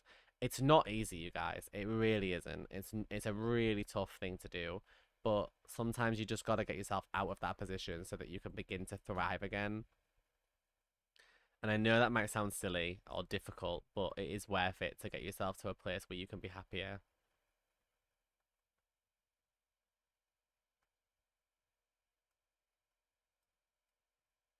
As a person who ended up in the past in a relationship that was extremely toxic IRL because I thought I wouldn't be able to find anyone better than them and left them and went to therapy. Remember, the hardest decisions are worth making to find yourself happiness. And you don't always need another person to love yourself, and it's not as easy as be said. Yeah, it's really tough to choose to leave somebody that, especially when you think that you don't want to be alone, but you don't need someone else. You can be happy on your own. You can learn to love yourself. It might not feel like it when other people are in relationships around you, but you shouldn't isolate yourself from other people just because they're in relationships and you're not. It's fine to want them to not flaunt it as much in your face and like not be around them when they're doing mainly coupley things, but it is okay to try and learn to love who you are for you instead of trying to, I guess, quantify your worth based on somebody else being in your life and somebody loving you. Your worth should be quantified by how you feel about yourself instead, and you should learn to love yourself and feel worthy.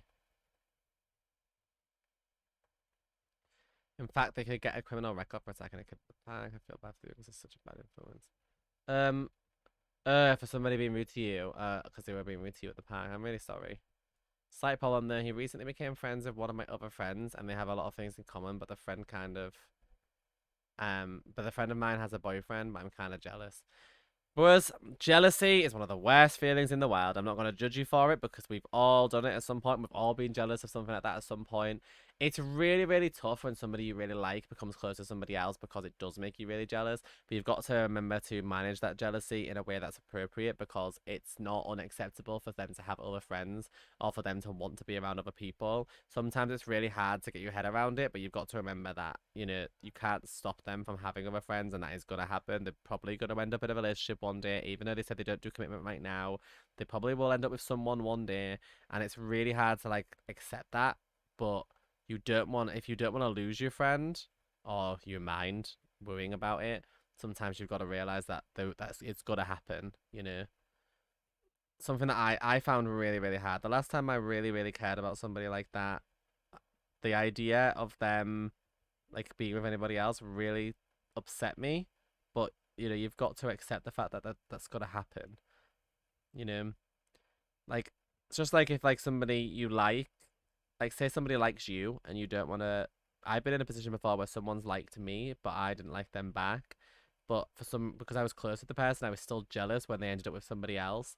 But like they're gonna move on. If you don't want to be with them, someone does. Someone out there does want to love them, and they will find someone, and you have to just sort of like get used to that.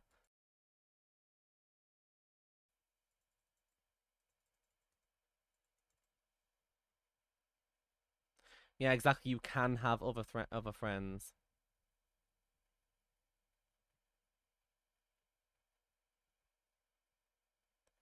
It's too good to be true that you met your boyfriend's friend and they seem to have a lot in common with you. To only stab you in the back and date that the guy that ended things with you just to be with her. That's not a good friend. But also, love is complicated. And when you fall in love, it's very hard to do much about it because it's hard to control.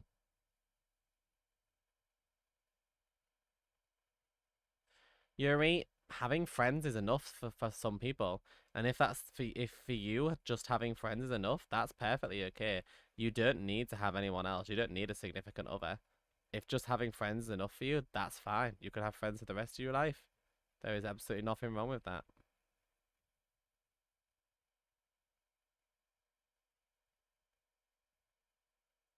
But yeah, the person you like or the person you're friends with can have other friends. They're allowed to do that. They're also allowed to date other people. It's hard to get your head around it, but it is okay for them to do that.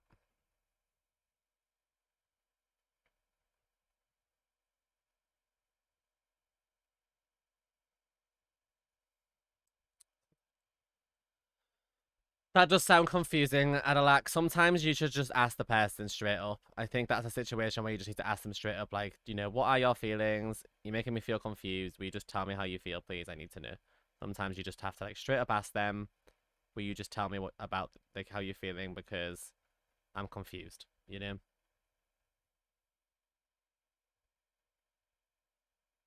Does that make sense?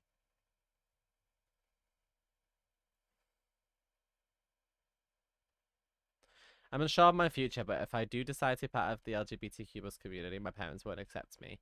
Well, you don't decide to, obviously, like, if you are LGBTQ plus, you are. We don't choose to be. Um, my dad is extremely homophobic and racist, and my pop is very Christian. And something came on TV about LGBTQ plus people, and my pop made a very rude comment. It's constantly playing on my mind, worrying about if I'm different, I'll be alone. I just hope that my mum will support me.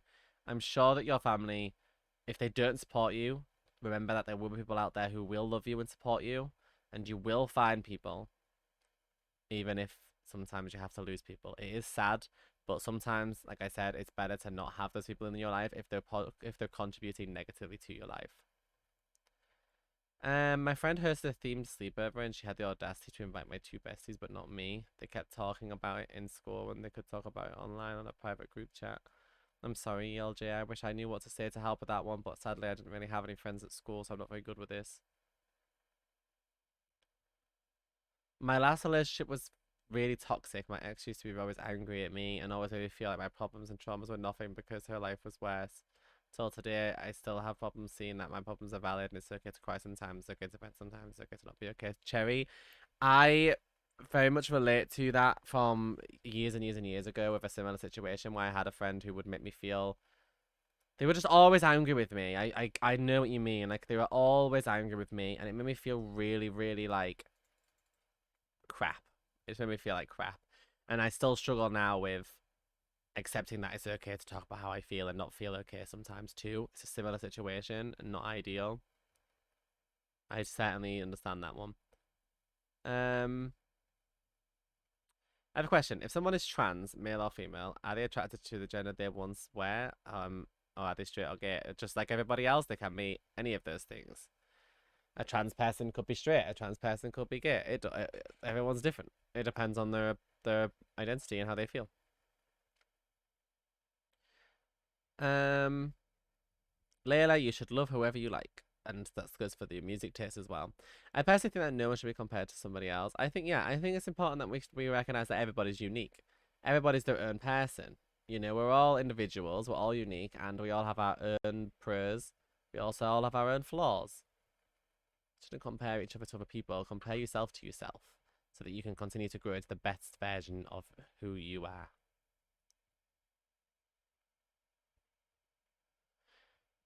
So, Dooms, if you're in a position where you are too young and to like leave right now, excuse me. I don't know where that came from. If you're in a position where you're too young to leave right now, but your family's really homophobic, sometimes it's best not to come out right now so that you can keep yourself safe. Because you don't want to put yourself in an unsafe position. That would be really scary. And obviously, you don't want anything bad to potentially happen.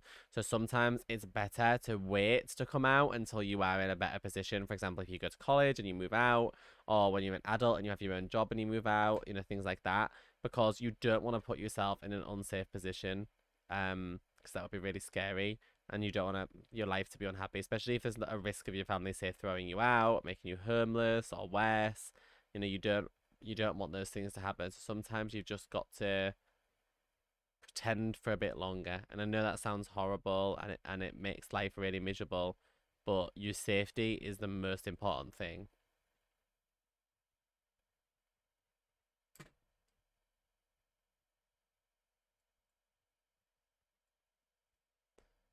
Uh,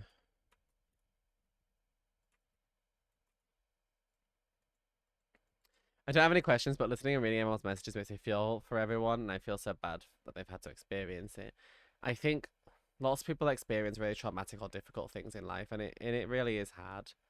But you just got to keep holding on because things do get better, and as long as you keep holding on, I promise things will improve, even if it doesn't feel like it right now.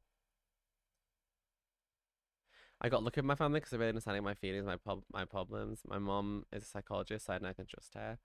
I'm really glad that you got a family that's accepting and kind. It's important that we have this as well, and I'm really, really happy for you that she is. You deserve to be surrounded by people who love and care about you.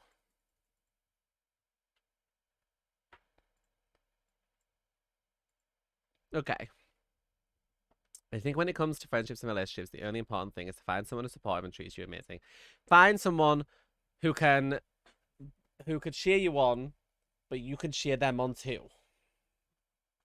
You know, you both got to do it together. That's the important thing.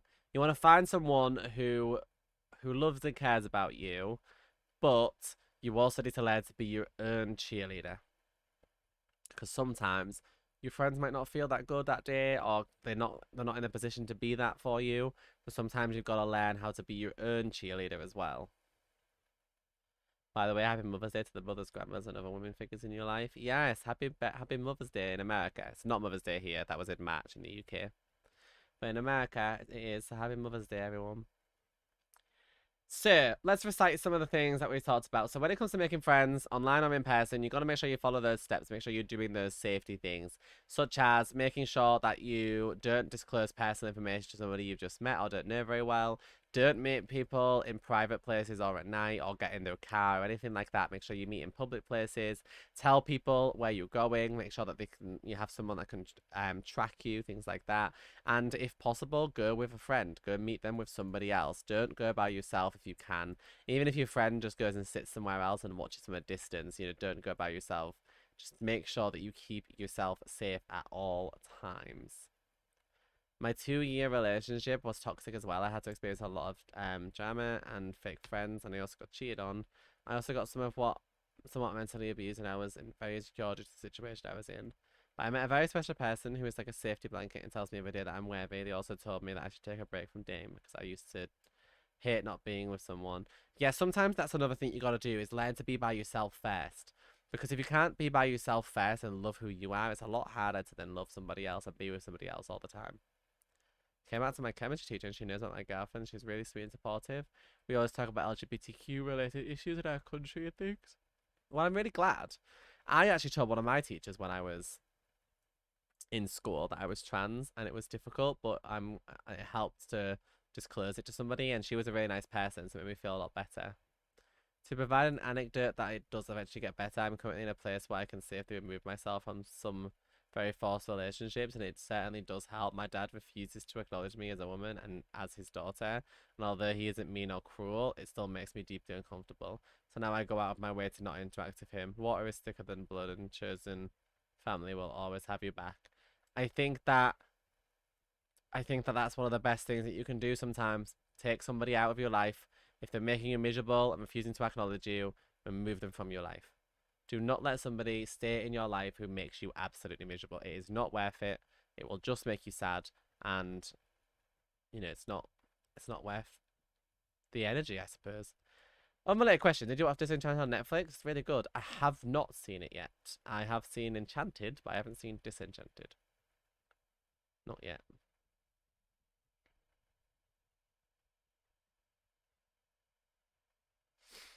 Okay.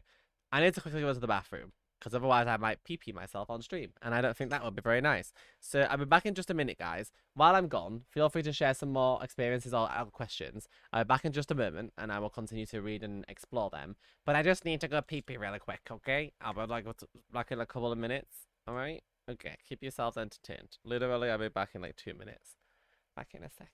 But yeah, keep telling each other nice things. I'm asking questions. I'm back in a sec. My chair's in charge for a few minutes. Back in a sec.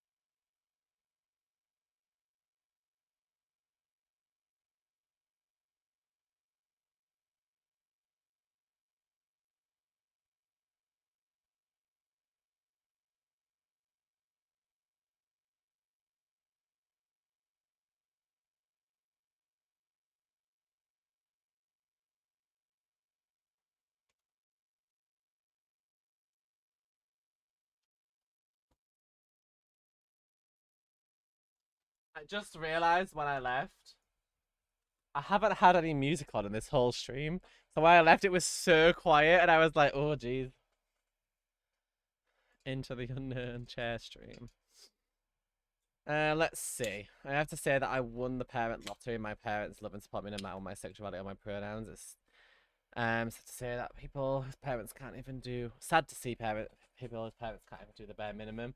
I'm very lucky. My parents are very kind too. They weren't at first when I first came out. They found it very difficult, but they're okay now.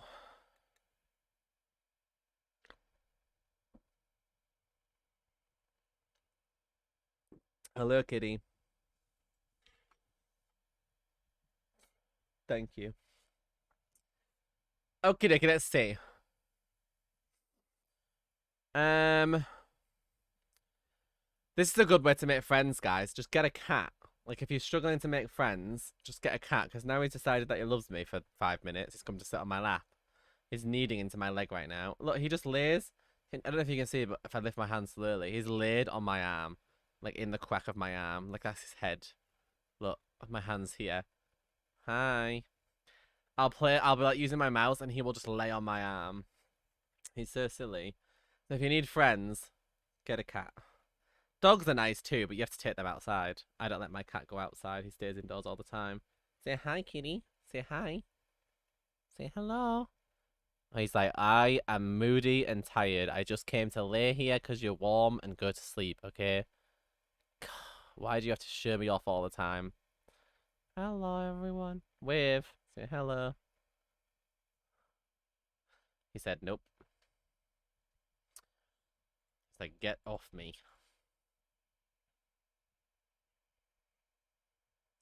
I love my dog as well, but you have to walk her every day. She's actually more cuddly than my cat is. My dog, you can like lay on her. When you lay in bed, she climbs on your bed and she like snuggles her head right into your neck. Like she's really, really nice. But she's not like my cat. My cat is not as snuggly like my dog. My girlfriend wants to get me a cat, but my parents will be very upset. Yeah, that's not. Don't let people buy you animals as a gift. That's not a good idea.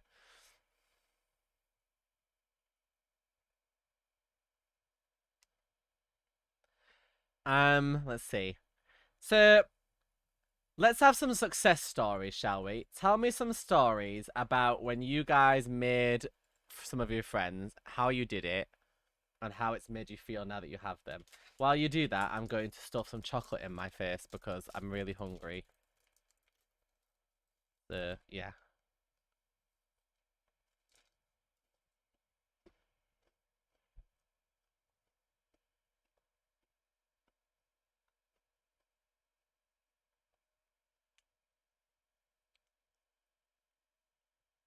I met all of my friends from different games online. I'm trying to think how I met the friends I've got now. Mainly Minecraft. And I actually met my main group of friends that I spend like the most time content creating with now because of PUBG when that was really popular. Chocolate's good, thanks. I jumped on S1's back and then became friends with them. It's that easy when you're a socialized person. I have literally no idea what you just said. That entire thing that you just said just went straight in one of my eyeballs and might out the other again. I have no idea what that means. I met my friends in a designing server. We had similar interests and we started to talk daily. And we've been friends for over 6 years and it's been amazing. Wow, that's cool. I love that. I made one of my best friends over a book. We had these spy books in class where she found the one I was looking for. We were friends for 5 years. Wow. What was your favourite chocolate? Just plain old dairy milk.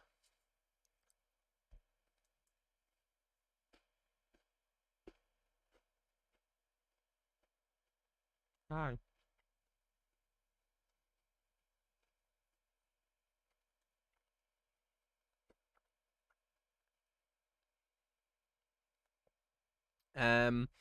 Talk to your bestie every day. We play different games together. That's nice. My best friends are my stream viewers, so I just stream to talk to my friends. I'm more of an introvert, so I never interacted. It's always someone coming to talk to me. That's a mood.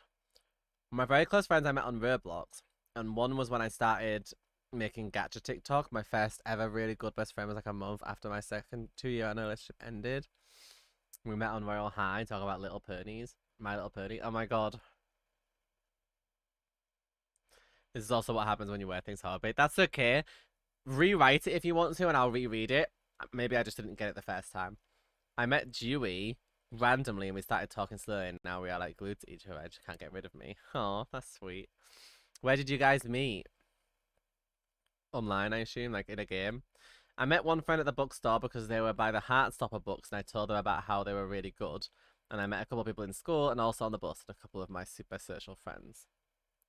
Ah, I like that. You like dark chocolate? Lovely.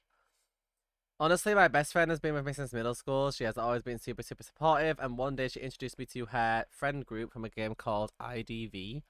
And now we are all such a nice, happy, chosen family amongst some other friends. We all actually share in my personal Discord server. IDV. Don't think I know what that is. But good there. My friend just kind of walked up to me on the first day of school and asked to hang out. After that day, we became best friends. Well, look at you go. Look, that was a success story. I met my friend group through another friend, is what typically happened. But most of the time, we are like, we don't know how we did, but we just did. We have similar or same interests, joke around. Honestly, I feel like I fit a lot more of them to my previous friends. I love cookies and cream chocolate. I don't think I've tried it. My favorite friend I knew in primary school, but then she was the only person I knew in my first intermediate class, and we've been friends ever since. Most of my friends I met on your server or on Iris's server. Others I met on Twitter and stuff because of similar tastes. I get a lot of people that say they made friends through my server, which is nice. Makes me happy. I'm homeschooled, so I have more online friends than IRL friends. That's fine. That makes sense. I get that. In my old kindergarten, it wasn't actually a kindergarten, but in case I'll just use that word. I met my bestie, and we've been friends for over 5 years, and she is really supportive. And how I met one of my others. My other bestie is because my first bestie's cousin, which is a year younger than us, not mention my third friend due to friendship problems. Well, you just said that you met your bestie in kindergarten, you've been friends for 5 years. That would make you like what, 7 or 8 years old? Or do you mean you met in kindergarten but you became friends later? I met one of my best friends in 5th grade. He was bullied and new to town, and no one would let him sit with me on the bus, so I did and stopped anyone from bullying him from then on. It's very sweet.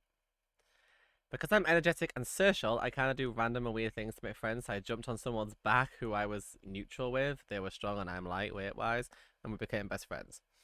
There you go, guys. If you want to make friends, just jump on someone's back in public. That'll help. Obviously, don't do that. The person I met in reception in primary school, I started talking to them, and now we have been friends for 10 years. Aww. My IRL best friend I have known ever since elementary school, and now we're in sophomore year, about to be juniors, but we met over fighting over a Shopkin. Oh my god. I used to like Gacha Club and Gacha Life when I had an iPhone 7. Is that how you met friends on Gacha Club? Is that what you mean? If you met me IRL, you would think of me as one of the most random people ever. I'm sure I would if you just jump on people's backs.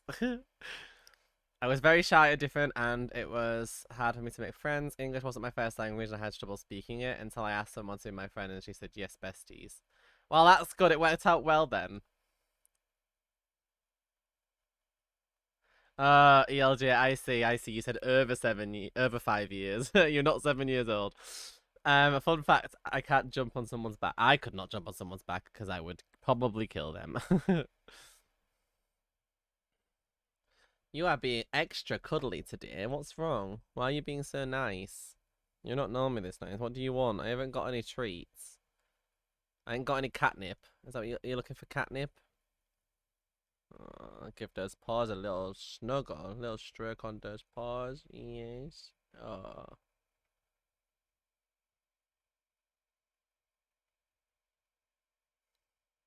He is such a big baby, look. Yeah, he's like, listen, it's my time. Give me attention, human. Yes, he's being very cuddly today, yes. I met another friend who's like my sister to me. She lived on my street, and then my parents separated and we moved. We still go to the same school and hang out sometimes. I lived at her house for 5 days. I love her. Oh, that's nice. I met a friend in Minecraft because she protected me from a skeleton with aimbot. We added each other on Skype back in the day when we used to play more. Over the years, she invited me to a new gaming server when Discord had come out in 2015-ish. That's when she introduced me to her other group of friends. Even though I was very shy, I talked more. Then I met more friends and I got attached to.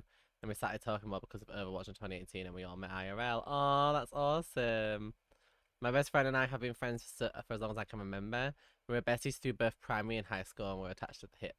Now, no matter how much time goes, without seeing each other, we always act like we've talk to each other every day. I honestly don't know what I'd do without her. She's one of my favorite people in the world. Aww.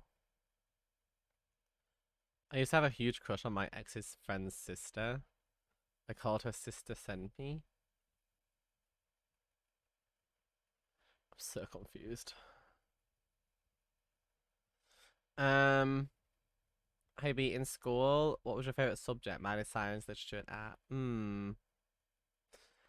I don't really remember because I had so many that I enjoyed. I think my favorite thing that I remember doing was my textiles class. I made like a handbag and a dress. I really liked that class because the teacher was really nice and she was really creative, and she let me be really creative, and I really liked that about her.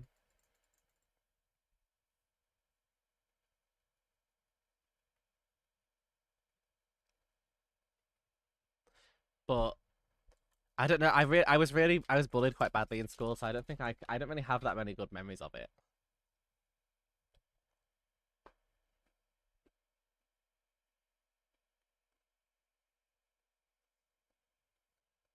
Don't press the keyboard, you.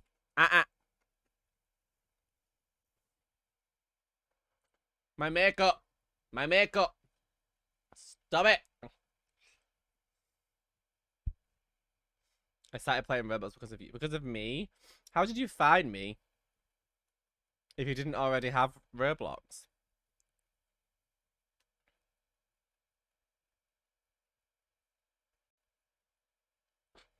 Jeez.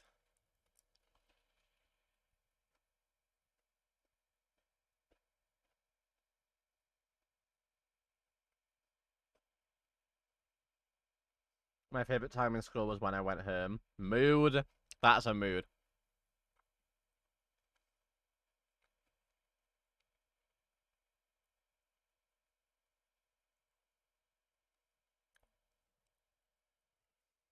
Well, do you know what? Reading your stories about making friends makes me feel better because I'm really glad to know that so many of you have made friends, first of all, and that you found it easy to. But mainly, I think it gives hope to other people.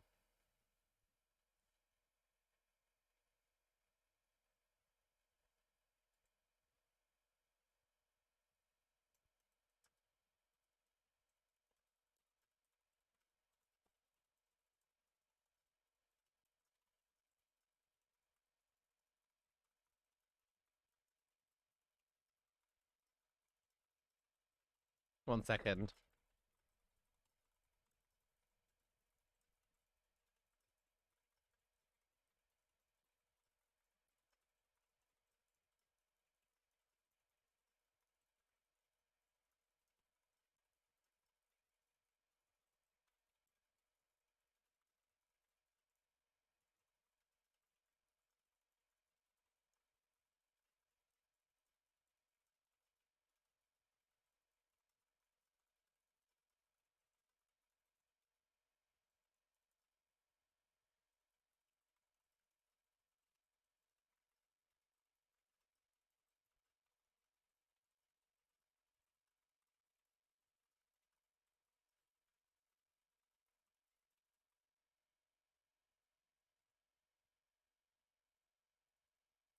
There's this one person who just keeps commenting such negative things on my videos, and you know when like I keep saying to you guys,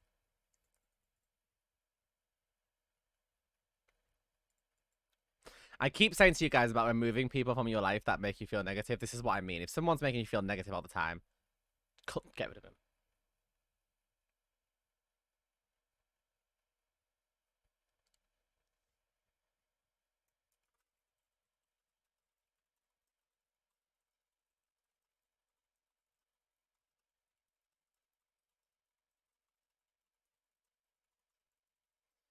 'Lee, I think that it's so easy for some people to spread negativity, and I think that's the thing I always find weird because I don't find it easy. I think it's easy to be nice, you know. I think it's easy to be kind, but I think that for some reason, for some people, it seems like it's easier for them to spread negativity. I think it's harder to be a negative person than it is to be a nice person. I find it exhausting, but somehow some people just find it so easy to just be really awful. I've never really understood how.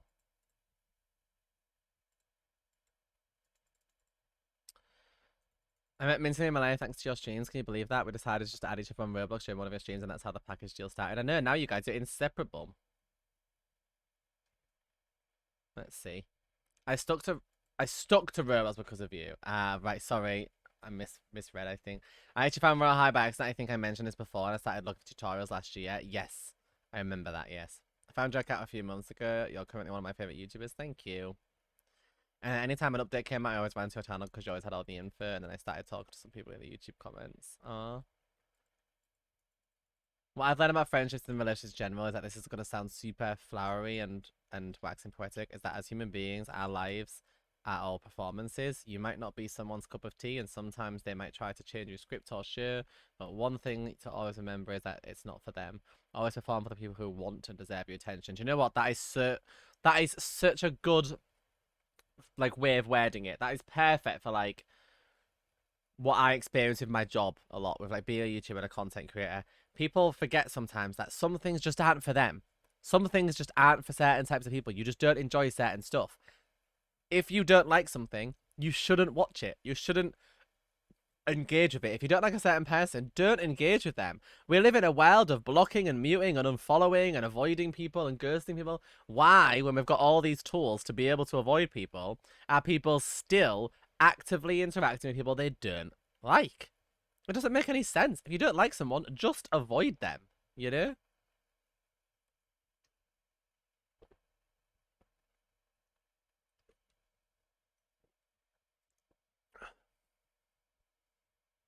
Like, I just don't see the point, in my opinion, of giving you a negative opinion about something when you could avoid it instead.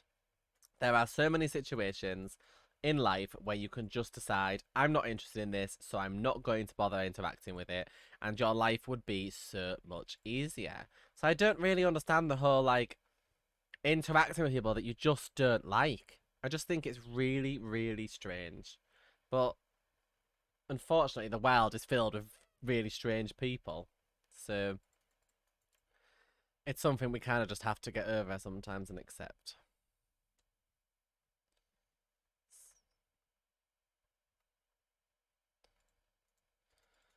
Learning to ignore what people think and what people say about you is not easy, but sometimes it's all we can do.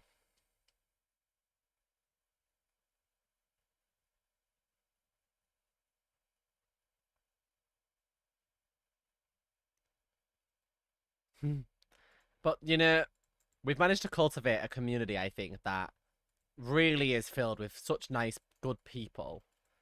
And I am overjoyed to get to share all of this that we've built with you guys. I love getting to stream here for the It Gets Better stream as well, because it really allows us to open up and explore what you guys, you know, what we really are like and who we really are, and really get to be ourselves here.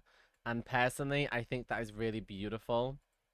And I'm really grateful for that opportunity that you guys are giving me to be able to build on that and be able to create this space where certain people are able to like make friends. Does that make sense? So I am super, super thankful to you guys for that. And I think that with more time and more energy, we will be able to create something even more beautiful for everyone. So, yeah.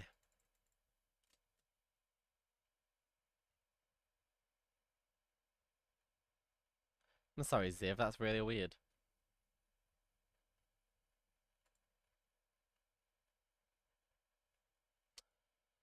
So, with that in mind, I have got. So, when you're an ambassador for It Gets Better, you join the program for 6 months, I believe it is. It's May right now. Hang on.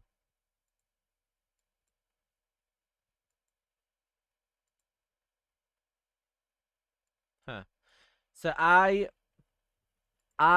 think that this is my last stream in this cohort, I believe. Just looking at my calendar.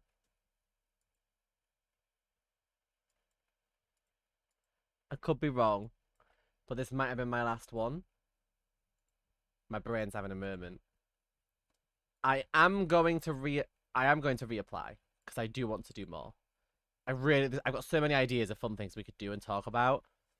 And I think it would be also really fun to do some stuff that's like Like I really want to do like some like baking things, like decorating cookies in like LGBT colors and silly things like that while we talk instead of just talking. I want to do other stuff. So assuming that all goes to plan, then I will. Because I've really enjoyed getting to stream on here. Um, let me see.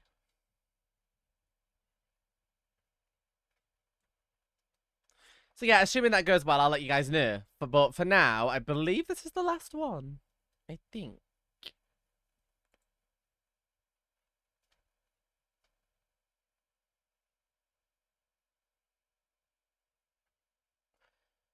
But I definitely want to put even more.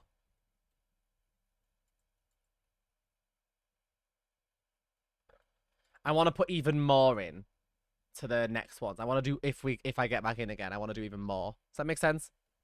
So, like, I think it'd be fun if while we're chatting, we could like decorate cookies or like play certain LGBTQ plus friendly games and all sorts of other stuff. I think would be really fun. So yeah, keep your eyes peeled. With that said, thanks so much for chatting with me in this one. I had a really nice time with you guys. It was really fun. I always enjoy spending time with you guys. So thank you, I guess, for being here and for supporting me and sending me tons of love and just being the best. And I'll see you soon. We have a Discord event now for those of you in my community. I don't know if anybody else streams now. Um, yeah, I don't know if anybody else streams on the channel today or not, but if they do, there might be some stuff on here. But they do stream regularly on this channel, other creators that you guys might want to meet. So click follow, because a ton of LGBTQ people. I was trying to look at the schedule. Let me see if I can find when the next one is for you guys.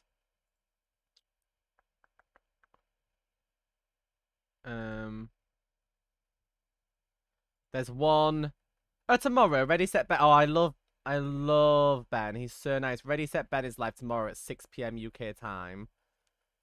And then Sunday, there's a stream with Winnie playing Genshin Impact. So if you haven't followed, definitely follow this account. I will see those of you that are coming to my Discord event after this. I'll be there in a few minutes. I love you lots, and I hope you have a great day. Thanks for coming, guys. Love you all lots. Remember to love yourselves and be proud of who you are. See you soon. Bye.